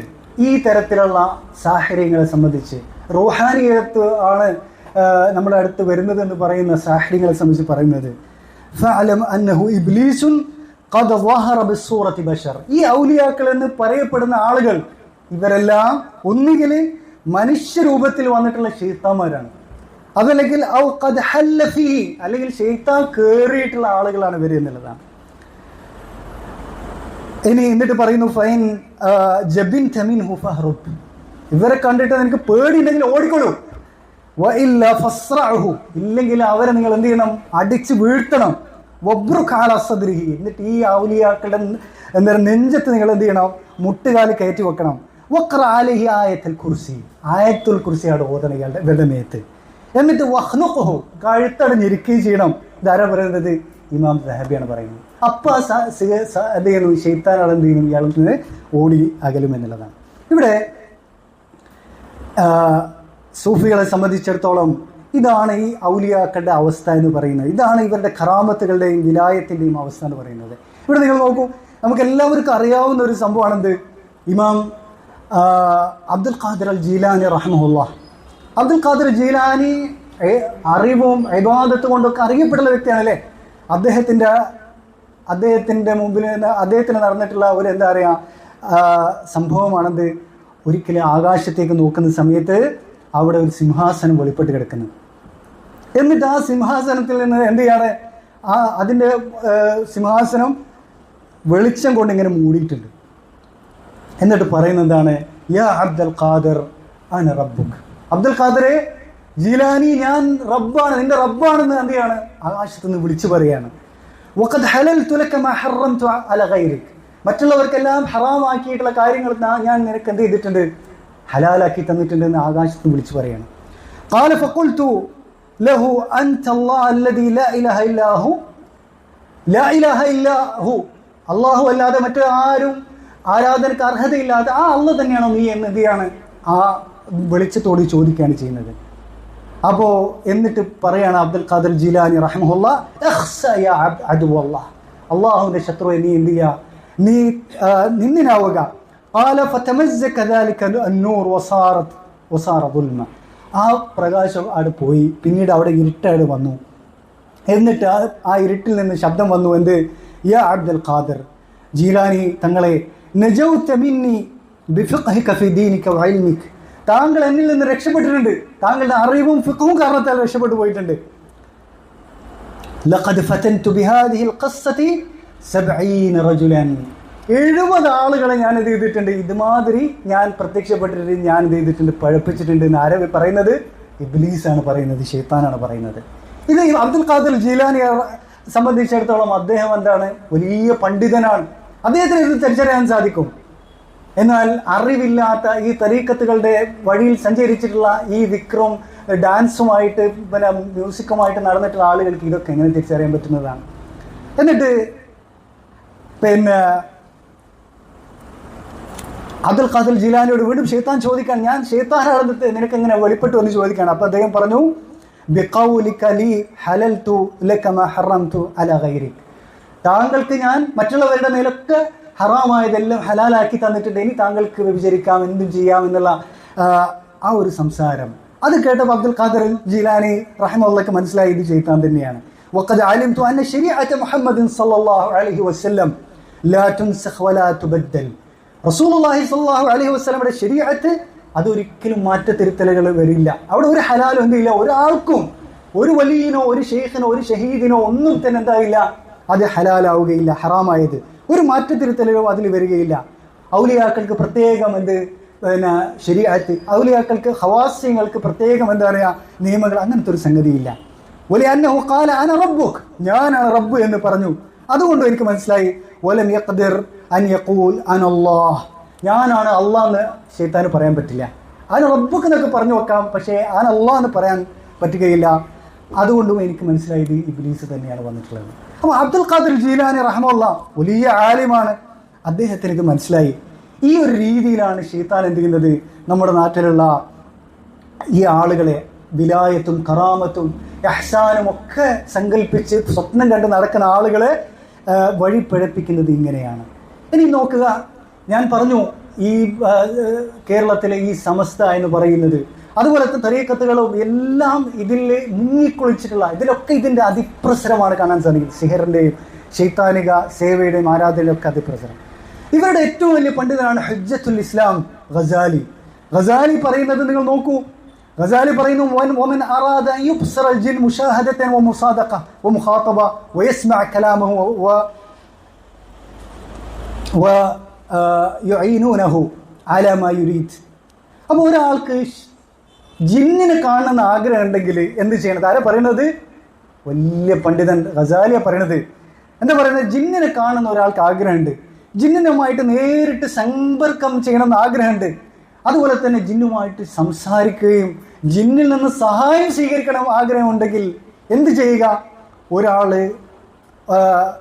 ഫല്യഖ്റ സൂറത്തുൽ ജിൻ ഫി ബൈത്തിൻ ഖാലിൻ, ഒരു ഒഴിഞ്ഞ വീട്ടിൽ പോയിട്ട് എന്ത് ചെയ്യുക? സൂറത്തുൽ ജിൻ ഓതാ. ഇതും ഒരു തെൽബീസിന്റെ ഭാഗമാണ്. സൂറത്തുൽ ജിൻ മാഷാ അല്ലാഹ് എന്താ പറയുക, ഖുർആനാണ് ഓതേണ്ടത്. പക്ഷേ ആര് തന്നെ, ഗസാലി തന്നെ പറയുന്നുണ്ട്, വേറെ ദിക്റുകളിലോ ഒന്നും ഒഴുകാൻ പാടില്ല, നിസ്കാരത്തിന് പോകാൻ പാടില്ല, മറ്റൊന്നും ഒരു കാര്യത്തിലും പോകാൻ പാടില്ല എന്നുള്ളതാണ്. മാത്രമല്ല എന്ത് ചെയ്യണം? കുന്തിരിക്കം കത്തിക്കുക, എന്നിട്ട് ഇങ്ങനെ എന്ത് ചെയ്യുക? ആ കുന്തിരിക്കത്തിൻ്റെ മുമ്പിൽ ഇരുന്നിട്ട്, അതിൻ്റെ പുകേൻ്റെ മുമ്പിൽ ഇരുന്നിട്ട് ഇങ്ങനെ എന്ത് ചെയ്യുക? സൂറത്തുൽ ജിന്നിൻ്റെ സൂക്തങ്ങൾ ഇങ്ങനെ ഓതുക. അങ്ങനെ ചെയ്തു കഴിഞ്ഞാൽ അവിടെ നമുക്ക് പിന്നെ ജിന്ന് വെളിപ്പെടും. ഫഇദാ ഖറജു ഇലൈഹി ലാ യഖാഫുഹും, ജിന്ന് വെളിപ്പെട്ട് കഴിഞ്ഞാൽ പിന്നെ അവർ പേടിക്കരുത്. ഭീകരമായ രൂപത്തിലായിരിക്കും ജിന്ന് വരിക, ശൈത്താൻ വരിക, പേടിക്കരുത്. അതുപോലെ തന്നെ വയസ്തഖ്ദിം മിൻഹും മാ ശാഅ അലാ മാ യശാഉ മിൻ സഹർ വതൽസം. ആരാ പറയണത്? ഗസാലിയ പറയണത്. പിന്നെ ഇഷ്ടം പോലെ അവരിൽ നിന്ന് എന്ത് ചെയ്യുക? അവരിൽ നിന്നുള്ള ഖിദ്മത്തുകൾ സ്വീകരിക്കുക, അവരിൽ നിന്നുള്ള അത്ഭുതങ്ങളൊക്കെ നമുക്ക് വെളിപ്പെടുന്നത് സ്വീകരിക്കുക, സിഹർ സ്വീകരിക്കുക. ആരാ പഠിപ്പിക്കുന്നത്?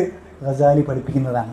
ഞാൻ പറയുന്നത് ഗസാലിയുടെ ഗ്രന്ഥങ്ങൾ മുഴുവൻ ഈ സിഹർ പഠിപ്പിക്കുന്ന ഗ്രന്ഥങ്ങളായിട്ട് നമുക്ക് കാണാൻ സാധിക്കും. ഇൻഷാ അല്ലാഹ് മറ്റൊരു സന്ദർഭത്തിൽ അതിനെ നമുക്ക് വിവരിക്കാവുന്നതാണ്. അതുപോലെ തന്നെ ഫഖ്റുദ്ദീൻ റാസിയെ സംബന്ധിച്ചിടത്തോളം സിഹറിന്റെ വലിയ വക്താവാണ്. സിഹർ പഠിപ്പിക്കുന്ന ഒരു ഗ്രന്ഥം അയാൾ എഴുതി, അസ്സിർ അൽ മക്തൂം ഫി അശ്ശഹരി വ മുഖാതബത്തിൽ നുജൂം. സിഹർ പഠിപ്പിക്കുന്ന ഗ്രന്ഥമാണ് സിർറുൽ മക്തൂം. അത് ഇയാൾ എഴുതിയതാണ് എന്നുള്ളത് അശ്അരി സൂഫി പണ്ഡിതന്മാർ തന്നെ രേഖപ്പെടുത്തിയിട്ടുള്ള കാര്യമാണ്. അതിൽ സിഹർ മാത്രമല്ല, എന്ത് ജ്യോത്സ്യം ഒക്കെ പഠിപ്പിക്കുന്നുണ്ട്. നക്ഷത്രങ്ങളിലേക്ക് നോക്കിയിട്ട് ലക്ഷണങ്ങൾ പറയുന്നതും അതുപോലെ തന്നെ പിന്നെ അവസ്ഥകൾ പറയുന്നതും ഒക്കെ അതിലുണ്ട്. മാത്രമല്ല സൂഫികളുടെ ഏറ്റവും വലിയ ആരാധ്യനായിട്ടുള്ള വലിയാണ് ആര്? ഹല്ലാജ്. ഹല്ലാജിനെ സംബന്ധിച്ചിടത്തോളം അയാളുടെ ചരിത്രത്തിൽ നമുക്ക് കാണാൻ സാധിക്കും, സിയർ ആലമിൻ നുബലായിൽ കാണാൻ സാധിക്കും, ഖതീബുൽ ബഗ്ദാദിയുടെ താരിഖ് ബഗ്ദാദിലൊക്കെ നമുക്ക് വായിക്കാൻ സാധിക്കും. ഇന്ത്യയിലേക്ക് പോയിട്ട് സിഹർ പഠിച്ചിട്ടുണ്ട്. ഇന്ത്യയിലുള്ള ഹൈന്ദവന്മാരുടെ അടുത്ത് വന്നിട്ട്, ഹൈന്ദവ സാഹിറന്മാരുടെ അടുത്ത് വന്നിട്ട് സിഹർ പഠിച്ചു. എന്നിട്ട് തിരിച്ചു വന്നിട്ട് എന്ത് ചെയ്യാണ്?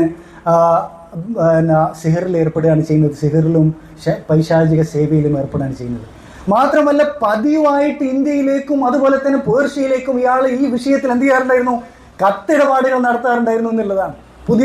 ഒരു പുതിയ രീതിയിലുള്ള സിഹർ വന്നിട്ടുണ്ടെങ്കിൽ അവിടെ നിന്ന് എന്ത് ചെയ്തു? കത്ത് എഴുതി അയച്ചു കൊടുക്കുമെന്നുള്ളതാണ്. അപ്പോൾ ഇങ്ങനെയുള്ള ആളുകൾ, ഇത് മുഴുവൻ സിഹറിൽ രൂപപ്പെടുത്തപ്പെട്ടിട്ടുള്ള എന്താ പറയുക ഒരു മതം തന്നെയാണ് ഈ സൂഫിസവും അതുപോലെ തന്നെ അശ്അരിയത്തും എന്ന് പറയുന്നത്. ഇവിടെ ഈ അശ്അരിയത്തും സൂഫിസവും തമ്മിൽ എന്തുണ്ട്? ഒരുപാട് വൈരുദ്ധ്യങ്ങളുണ്ട്. ഇവിടെ സമസ്തക്കാരെ സംബന്ധിച്ചിടത്തോളം ഒക്കെ എന്താണ്, ലോകത്തുള്ള മുഴുവൻ സൂഫികളെ സംബന്ധിച്ചിടത്തോളം ഒരേ സമയത്ത് അവരെന്തായിരിക്കും? അശ്അരികളായിരിക്കും. അതേ അവസരത്തിൽ ആത്മീയ വിഷയങ്ങളിൽ അവരെന്തായിരിക്കും? സൂഫികളായിരിക്കും. വിശ്വാസ കാര്യങ്ങളിൽ അശ്അരികൾ. അശ്അരിയത്ത് എന്ന് പറഞ്ഞാൽ അരിസ്റ്റോട്ടിലിന്റെ എന്താണ്? വിശ്വാസമാണ്. ആത്മീയ വിഷയങ്ങളിലോ അവർ സൂഫികളാണ്. അതാണ് തിയോസഫി, ഗ്രീക്കിൽ നിന്ന് വന്ന തിയോസഫി. കർമ്മശാസ്ത്ര വിഷയത്തിൽ 4 മദ്ഹബുകളിൽ ഏതെങ്കിലും ഒരു മദ്ഹബ് സ്വീകരിച്ചിട്ടുണ്ടാകും. അപ്പോൾ ഇതാണ് ഇസ്ലാമുമായിട്ട് അവർ ബന്ധിക്കുന്ന, അത് മുസ്ലിമീങ്ങളാക്കി തോന്നിപ്പിക്കുന്ന ഒരു കാര്യം എന്ന് പറയുന്നത് ഈ ഒരു മദ്ഹബ് എന്ന് പറയുന്നത്, കർമ്മശാസ്ത്രം എന്ന് പറയുന്ന ഒറ്റ കാര്യം. അല്ല എങ്കിൽ ഇവർ ഇസ്ലാമുമായിട്ട് യാതൊരു ബന്ധവുമില്ലാതെ. മാത്രമല്ല ഇവർക്കിടയിലുള്ള വൈരുദ്ധ്യം വളരെ രൂക്ഷമായിട്ടുള്ള വൈരുദ്ധ്യങ്ങളാണുള്ളത്. കാരണം ഇപ്പോൾ കേരളത്തെ സംബന്ധിച്ചിടത്തോളം ഷാഫിഈ മദ്ഹബും അശ്അരിയത്തും തമ്മിൽ ഭയങ്കരമായിട്ടുള്ള വൈരുദ്ധ്യമുണ്ട്.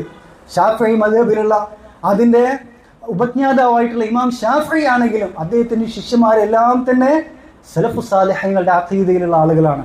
അവരെല്ലാം സലഫികളാണ്. ഇബ്നു തൈമിയ്യ എന്തൊക്കെ പഠിപ്പിച്ചിട്ടുണ്ടോ അതൊക്കെ പഠിപ്പിച്ച ആളുകളാണ്. ആ അവസ്ഥ. അതുകൊണ്ട് തന്നെ എന്ത് ചെയ്യും, ഈ അശരീയത്തും എന്തുണ്ടാവും, ഈ ഷാഫി മതവും തമ്മിലുള്ള എന്തുണ്ടാകും, വൈരുദ്ധ്യം വളരെ എന്തായിരിക്കും, രൂക്ഷമായിരിക്കും. മാത്രമല്ല ഈ സൂഫിസവും അശരീയത്തും തമ്മിൽ എന്തുണ്ട്, മറ്റൊരു വൈരുദ്ധ്യമുണ്ട്.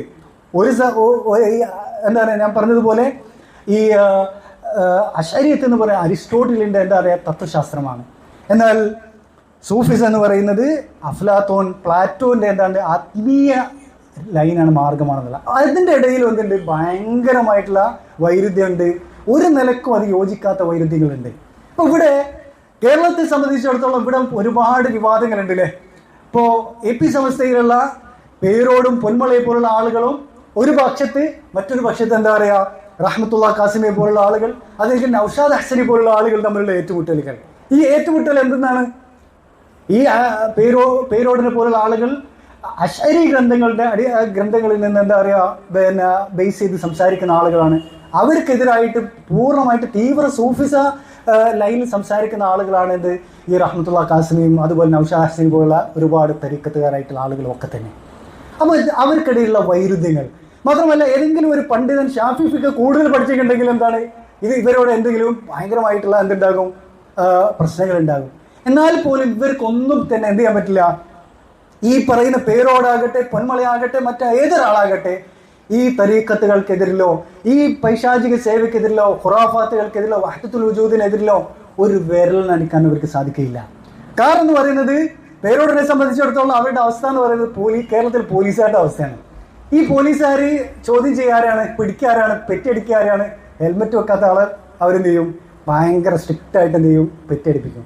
അവരെ പിടിക്കുകയും വരട്ടൊക്കെ ചെയ്യും. അതുപോലെ തന്നെ ചെറുകിട കള്ളന്മാരായിട്ടുള്ള ആളുകൾ അല്ലേ, അവരെന്ത് ചെയ്യും, ഇവർ പിന്നെ പിടികൂടും. എന്നാൽ ഇവിടുത്തെ ഏറ്റവും വലിയ കള്ളന്മാരായിട്ടുള്ള ആളുകൾ ആരാണ്, ഇവിടുത്തെ രാഷ്ട്രീയക്കാർ.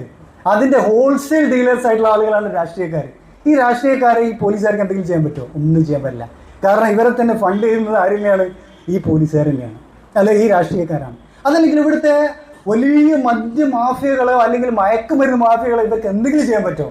ചെറുകിട എന്താ പറയുക കഞ്ചാവ് വച്ചവർക്ക് ഇവരിങ്ങനെ പിടിക്കും. തലപ്പത്തുള്ള ആളുകൾക്ക് അവരെ തൊടാൻ അവർക്ക് സാധിക്കില്ല. ഇതേ അവസ്ഥയാണ് എന്തുള്ളത് ഈ പേരോടിൻ്റെയും പൊന്മളയുടെ ഒക്കെ അവസ്ഥ എന്ന് പറയുന്നത്. കാരണം ഇവരുടെ ഗ്രന്ഥങ്ങൾ, ഈ ഗസാലിയുടെയും റാസിയുടെയും എല്ലാം ഗ്രന്ഥങ്ങൾ, ഇബ്നു അറബിയുടെയും എല്ലാം ഗ്രന്ഥങ്ങൾ ഈ സിഹറുമായിട്ട് നിറഞ്ഞിട്ടുള്ള ഗ്രന്ഥങ്ങളാണ്. അവരെ സംബന്ധിച്ചിടത്തോളം ഇതിനെതിരെ ഒരു വിരലനക്കാൻ സാധിക്കില്ല. കാരണം ഈ സമസ്ത തന്നെ രൂപീകരിക്കപ്പെട്ടുള്ളത്, ആ സമസ്ത കെട്ടിപ്പടുക്കപ്പെട്ടുള്ളത് തന്നെ ഈ പൈശാചിക ആരാധനയിലെ മേലും ഈ അസ്മാത്ത് അൽസമാത്തിന്റെ മേലും ഈ പറയുന്ന ജ്യോതിഷത്തിന്റെ മേലും ഒക്കെയാണ് കെട്ടിപ്പടുക്കപ്പെട്ടുള്ളത്. അതുകൊണ്ട് തന്നെ ഇവരിങ്ങനെ പിന്നെ എന്താ പറയുക തരീഖത്തുകാരെയൊക്കെ എന്ത് ചെയ്യും, ഇവർ വിമർശിക്കും. അല്ലെങ്കിൽ ഇവരെ കച്ചവടത്തിന് എന്താ പറയുക ഭീഷണിയാകുന്ന ആളുകളെ മാത്രം വിമർശിക്കും. ഇപ്പോൾ ഉദാഹരണമായിട്ട് എന്താ പറയുക പിന്നെ ഹാഫിദ് കുരുവട്ടൂരിനെ ഇവർ വിമർശിക്കുന്നു. എന്താണ് ഹാഫിദ് കുരുവട്ടൂരിന്റെ പ്രശ്നം എന്ന് പറയുന്നത്? ആ പ്രശ്നത്തെക്കാളും ഗുരുതരമായുള്ള പ്രശ്നം ആരുടെ കയ്യിലുണ്ട്? CM മടവൂരിന്റെ കയ്യിലുണ്ട്. CM മടവൂരിന്റെ എതിരിൽ ആരെങ്കിലും ഒരു വിരലനക്കോ, ആരെങ്കിലും ശബ്ദിക്കാൻ തയ്യാറാകുന്നുണ്ടോ? ഒരിക്കലും തയ്യാറാകില്ല. ഇയാള് CM മടവൂർ നിസ്കരിക്കാറില്ല, നോമ്പ് വയ്ക്കാറില്ല, ജുമാക്ക് പങ്കെടുക്കാറില്ല, താടി വെക്കാറില്ല, എല്ലാ ഹറാമുകളും ഇഷ്ടംപോലെ യഥേഷ്ടം ചെയ്യുന്ന ഒരു വ്യക്തിയാണ്. അതുപോലെ തന്നെ കൽപ്പനകളൊക്കെ വലിച്ചെറിഞ്ഞിട്ടുള്ള വ്യക്തിയാണ്. അയാൾക്കെതിരിൽ ഇവർക്ക് എന്തെങ്കിലും ചെയ്യാൻ സാധിക്കുമോ? ഒരിക്കലുമില്ല. അപ്പോൾ ഇവരെ സംബന്ധിച്ചിടത്തോളം എന്നിട്ട് ഇവർക്ക് എന്ത് ചെയ്യാണ്, അത് ജദ്ബിന്റെ ഹാലിലാണ് ആരുള്ളത്, CM മടവൂർ എന്ന് പറഞ്ഞിട്ട് ഒരു എന്താ പറയുക ഒരു ഉദരവിടെ കൊടുക്കുകയാണ് ചെയ്യുക, അല്ലെങ്കിൽ ഒരു മേക്കപ്പ് അവിടെ ഇടിച്ച് കൊടുക്കുകയാണ് ചെയ്യുക. എന്താണ് ജദ്ബിന്റെ ഹാൽ എന്ന് പറഞ്ഞിട്ട് ഒരു തെളിവ് പിടിക്കുന്നത്? എന്താണ്, ഒരാള് മരുഭൂമിയിൽ വെച്ചിട്ട് വാഹനത്തെ നഷ്ടപ്പെട്ടു പോയിട്ട് എന്നിട്ട് എന്ത് ചെയ്യാണ്, പെട്ടെന്ന് അയാൾ വിഷമിച്ച് ഇങ്ങനെ നടക്കുന്ന സമയത്ത് പെട്ടെന്ന് ആ വാഹനം, ആ മൃഗം തൻ്റെ മുമ്പിൽ പ്രത്യക്ഷപ്പെട്ടപ്പോൾ അള്ളാഹുവിനെ ഹംദ് ചെയ്തുകൊണ്ട് പറയുന്നുണ്ട്, അല്ലാഹുമ്മ അൻത അബ്ദി വഅന റബ്ബുക, ഞാനാണ് നിന്റെ റബ്ബ്, നീ എൻ്റെ അടിമയാണെന്ന് തെറ്റിപ്പറഞ്ഞു പോവുകയാണ്. അയാൾ ഉദ്ദേശിച്ചത് എന്തിനാണ്? ഹദീസിൽ വന്നതിൽ അദ്ദേഹം ഉദ്ദേശിച്ചത് എന്താണ്? നീ എൻ്റെ റബ്ബാണ്, ഞാൻ നിന്റെ അടിമയാണ്, നിന്റെ തൗഫീഖാണ് ഇതെന്നാണ് പറയാൻ ഉദ്ദേശിച്ചത്. രാവിലെ എന്താണ് ആ ഒരു ജിജ്ഞാസയിൽ എന്ത് ചെയ്തു, തെറ്റിപ്പോവുകയാണ് ചെയ്തിട്ടുള്ളത്. അതാണ് എന്തിന് തെളിവാക്കുന്നത്? ഈ ജദ്ബിനെ തെളിവാക്കുന്നത്. ഈ പറയപ്പെട്ട സംഗതി ഒരു നിമിഷത്തിൽ അബദ്ധമായി വന്നുപോയ സംഗതിയാണ്. ഇതെന്ന് പറയുന്നത് വർഷങ്ങളോളം 20, 25, 30 വർഷങ്ങളോളം നീണ്ടു നിൽക്കുന്ന അവസ്ഥയാണ് ഈ പറയുന്നത്. ഒരു ജദ്ബ് ഇവിടെ ഇല്ല. CM മടവൂരിനെ സംബന്ധിച്ച് അയാൾക്ക് ഭ്രാന്തിനെ തെളിയിക്കാൻ അവിടെ സാധ്യമല്ല. AP ഇവിടെ കാന്തപുരം AP തന്നെ പറഞ്ഞിട്ടുണ്ട് എന്ത്, CM മടവൂരിന് ജദ്ബില്ല. അയാളുടെ ഷെയ്ഖായിട്ടുള്ള OK ഉസ്താദിനെ വരെ ഉദ്ധരിച്ച് പറയുന്നുണ്ട് CM എന്തില്ല, ജദ്ബില്ല, ഒരു ജദ്ബുമില്ല. എന്ത് മാത്രമുള്ളത്, ഈ പൈശാചിക ആരാധന മാത്രമേ ഉള്ളൂ, അത് പൈശാചിക സേവ മാത്രമേ ഉള്ളൂ. അപ്പം എന്തുണ്ടാകും, ഇമാം സഹബി പറഞ്ഞതുപോലെ കുറേ ഇങ്ങനെ പട്ടിണി കിടക്കുമ്പോൾ എന്തുണ്ടാകും, തലച്ചോറ് തന്നെ ഇങ്ങനെ സംസാരിക്കാൻ തുടങ്ങും, കുറേ ഹാലുസിനേഷൻ വരും, തോന്നലുകൾ ഉണ്ടാകും. മാത്രമല്ല അതിൻ്റെ പുറമെ എന്തുണ്ടാകും, പൈശാചിക എന്തുണ്ടാകും, ഇടപെടലുകളും അത്ഭുതങ്ങളും ഒക്കെ അവരിൽ വരുന്നില്ലാണ്. പിന്നെ സാധാരണ കാര്യം എന്ന് പറയുന്നത് നമുക്കറിയാലോ, ഒരാൾ പ്രചരിപ്പിക്കാൻ തുടങ്ങും, ഒന്ന് കിട്ടിയാൽ എന്ത് ചെയ്യും, 1000 ആയിട്ട് പ്രചരിപ്പിക്കും അല്ലേ, ഓരെന്നെ കഥ ഉണ്ടാക്കിയിട്ട് പ്രചരിപ്പിക്കും. അതാണ് നമ്മുടെ നാട്ടിലുള്ള സായിബാബേൻ്റെ ആളുകളാണെങ്കിലും അമൃതാനന്ദമയിൻ്റെ ആളുകളാണെങ്കിലും മറ്റെല്ലാ ദൈവങ്ങളുടെയും പിന്നെ താകൂത്തുകളുടെയും അവസ്ഥ എന്ന് പറയുന്നത്. അവരൊക്കെ എന്തുണ്ട്, അവർക്കൊക്കെ അത്ഭുതങ്ങളുണ്ട്. അതൊക്കെ എന്താ പറയുക, എന്നിട്ടാണ് എന്ത് ചെയ്യും, ജനങ്ങൾ അതിൽ എന്ത് ചെയ്യും, 1000 ഇരട്ടിയാക്കിയിട്ട് എന്ത് ചെയ്യും, അതിന് പ്രചരിപ്പിക്കുകയാണ് ചെയ്യുന്നത്.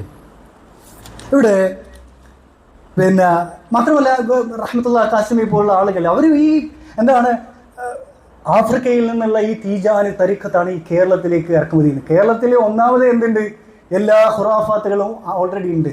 അതിൻ്റെ അപ്പുറത്തുള്ള ഖുറാഫാത്തുമായിട്ടാണ് ഇവർ വരുന്നത് അല്ലേ. മാത്രമല്ല പിന്നെ മറ്റ് ധാരാളം തരീഖത്തുകൾ, കക്കാട് തരീഖത്തുകളുണ്ട്, പിന്നെ ദസൂഖി തരീഖത്ത് നമുക്കറിയാം, അതുപോലെ തന്നെ ഷാദിലി തരീഖത്ത്, ഇങ്ങനെ തുടങ്ങി നക്ഷബന്ദി തരീഖത്ത്, ഇങ്ങനെ തുടങ്ങി ധാരാളം തരീഖത്തുകൾ കൂടുതലായിട്ട് വരുന്നത് ആഫ്രിക്കയിൽ നിന്നാണ് വരുന്നത്. ആഫ്രിക്കയിൽ പോയിട്ട് അവരെ ബൈഅത്ത് എടുക്കുകയാണ് ചെയ്യുന്നത്. ഈ ബൈഅത്താകട്ടെ ഈ തരീഖത്തിലേക്ക് കയറുന്നത് മുതൽ എന്താണ്, പൈശാചിക ആരാധന തുടങ്ങുകയാണ്. ആ ബൈഅത്തിൽ തന്നെ എന്തുണ്ട്, ശൈത്താനെ എന്ത് ചെയ്യുന്നത്, വിളിക്കുന്നതും ഒക്കെ നമുക്ക് കാണാൻ സാധിക്കും. ഇൻഷാ അല്ലാഹ് അടുത്ത ക്ലാസ്സിൽ നമുക്ക് ആ കാര്യങ്ങളൊക്കെ എന്ത് ചെയ്യാവുന്നതാണ്, വിശദമായിട്ട് നമുക്ക് പ്രതിപാദിക്കാവുന്നതാണ്. അപ്പോൾ ഇവിടെ എന്നിട്ട് റഹ്മത്തുള്ളാഹി ഖാസിമി പറയുകയാണെന്ത്, മസീഹ് ദജ്ജാൽ വന്നു കഴിഞ്ഞാൽ വഹാബികളായിരിക്കും ആരുടെ കൂടെ ഉണ്ടാവുക, ദജ്ജാലിൻ്റെ കൂടെ ഉണ്ടാവുക, ദജ്ജാലിൻ്റെ അനുയായികളായിട്ട്. മഹ്ദിയുടെ കൂടെ ഉണ്ടാവുക ഈ എന്താണ് ഖുബൂരികളായിരിക്കും ഉണ്ടാവുക, ഈ എന്താണ് ആളുകളായിരിക്കും, ശൈത്താൻ്റെ അനുയായികളായിട്ടുള്ള ആളുകളായിരിക്കും എന്നാണ് ആര് പറയുന്നത്, റഹ്മത്തുള്ളാഹി ഖാസിമി പറയുന്നത്. യഥാർത്ഥത്തിൽ നമ്മൾ ആലോചിച്ച് നോക്കുക, ദജ്ജാൽ എന്തായിട്ടാണ് വരുന്നത്, അത്ഭുതങ്ങളുമായിട്ടാണ് വരുന്നത്. അവിടെ ആളുകൾ എന്ത് ചെയ്യാണ്, ഈ ഖറാമത്തുകൾ എന്ന് വിളിപ്പേരിട്ട് വിളിക്കുന്ന ഈ അത്ഭുത പ്രതിഭാസങ്ങൾക്ക് മുമ്പിൽ എന്ത് ചെയ്യാണ്, ആളുകൾ വശംവതരായി പോവാണ്. ഒരു കയ്യിൽ സ്വർഗവും ഒരു കയ്യിൽ എന്താണ് നരകമായിട്ടാണ് വരുന്നത്. മാത്രമല്ല എന്തെല്ലാം അത്ഭുതങ്ങളാണ് കാണിക്കുന്നത്. അതുകൊണ്ടാണ് നബി സല്ലല്ലാഹു അലൈഹി വസല്ലം പറയുന്നത്, ശൈത്താന്റെ മസീഹ് ദജ്ജാൽ വരുന്നത് അറിഞ്ഞു കഴിഞ്ഞാൽ ഓടിപ്പോയി കൊള്ളുക. കാരണം ഇയാളുടെ എന്താണ് അത്ഭുതങ്ങളിൽ, ഈ മാസ്മരിക പ്രതിഭാസങ്ങളിൽ എന്ത് ചെയ്യും, അതിൽ വീണു പോകുമെന്നുള്ളതാണ്. അത് വീണു പോകുക വഹാബികളായിരിക്കോ അല്ല ഈ സമസ്തക്കാരായിരിക്കും. നമ്മൾ ചിന്തിച്ചു നോക്കുക, ഇവിടെ ഈ CM മടവൂരിൻ്റെ എന്താണ് ഈ കള്ളക്കറാമത്തുകളിൽ വീണു പോയിട്ടുള്ള ആളുകൾ, ഈ ശൈത്താനിയത്തുകളിൽ വീണു പോയിട്ടുള്ള ആളുകൾ തന്നെ ആയിരിക്കും അതിൽ വീണു പോകുക, ദജ്ജാലിൻ്റെ ഖവാരിഖൽ ആദാത്തുകളിൽ എന്ത് ചെയ്യുക, വീണു പോകുക. ഈ CM മടവൂരിന് പിന്നെ മടവൂർ കാഫില എന്ന പേരിൽ പരിപാടികളൊക്കെ ഇങ്ങനെ എന്താണ് എപ്പിസോഡുകളായിട്ട് ഇങ്ങനെ പരിപാടികളുണ്ട് അല്ലേ. ദജ്ജാൽ വന്നു കഴിഞ്ഞാൽ ഇവരായിരിക്കും എന്താ ദജ്ജാൽ കാഫില എന്ന പേരിൽ എന്ത് ചെയ്യും, ഇവർ അപ്പം പരിപാടി ചെയ്യുന്നത് നമുക്ക് കാണാൻ സാധിക്കും. അപ്പോൾ നമ്മളല്ല വഹാബികൾ സലഫികളായിട്ടുള്ള ആളുകൾ എന്ന് പറയുന്നത്, നമ്മൾ ഏതൊരു വ്യക്തിയും എന്ത് അത്ഭുതം തന്നെ കാണിക്കട്ടെ, ഇനി തീൻ്റെ മുകളിൽ എന്ത് ഡാൻസ് കളിക്കട്ടെ, അതല്ലെങ്കിൽ വെള്ളത്തിൻ്റെ മുകളിൽ എന്ത് ചെയ്യണം, പിന്നെ പുഴയുടെ മുകളിൽ കൂടെ നടക്കാന്ന് വിചാരിക്കുക, ആകാശത്തിലൂടെ പറക്കാന്ന് വിചാരിക്കും, നമ്മളതിൽ അത്ഭുതപ്പെടില്ല. നമ്മൾ അതെന്ത് ചെയ്യും, അയാളുടെ വിശ്വാസവും കർമ്മവും ഖുർആനും സുന്നത്തിനോടും എന്ത് ചെയ്യും, തട്ടിച്ചു നോക്കുകയാണ്. ഇമാം ഷാഫിഈ റഹിമഹുല്ലാഹ് പറഞ്ഞതുപോലെ തന്നെ. അതല്ലെങ്കിൽ അല്ലാഹു സുബ്ഹാനഹു വ തആല പറഞ്ഞിട്ടുള്ളത് അതേ കാര്യം തന്നെയാണ്. അലാ ഇന്ന ഔലിയാ അല്ലാഹി ലാ ഖൗഫുൻ അലൈഹിം വലാ ഹും യഹ്സനൂൻ എന്ന് പറഞ്ഞിട്ടുള്ള അല്ലദീന ആമനൂ വകാനൂ യത്തഖൂൻ. ഈ തഖ്വയും ഈമാനും നമ്മൾ പരിശോധിച്ച് നോക്കും. ഈമാനും തഖ്വ ഉണ്ടെങ്കിൽ വലിയാണ്. അത് വലിയാകണമെങ്കിൽ കറാമത്ത് ഈ അത്ഭുതങ്ങളൊന്നും നമുക്ക് ആവശ്യമില്ല.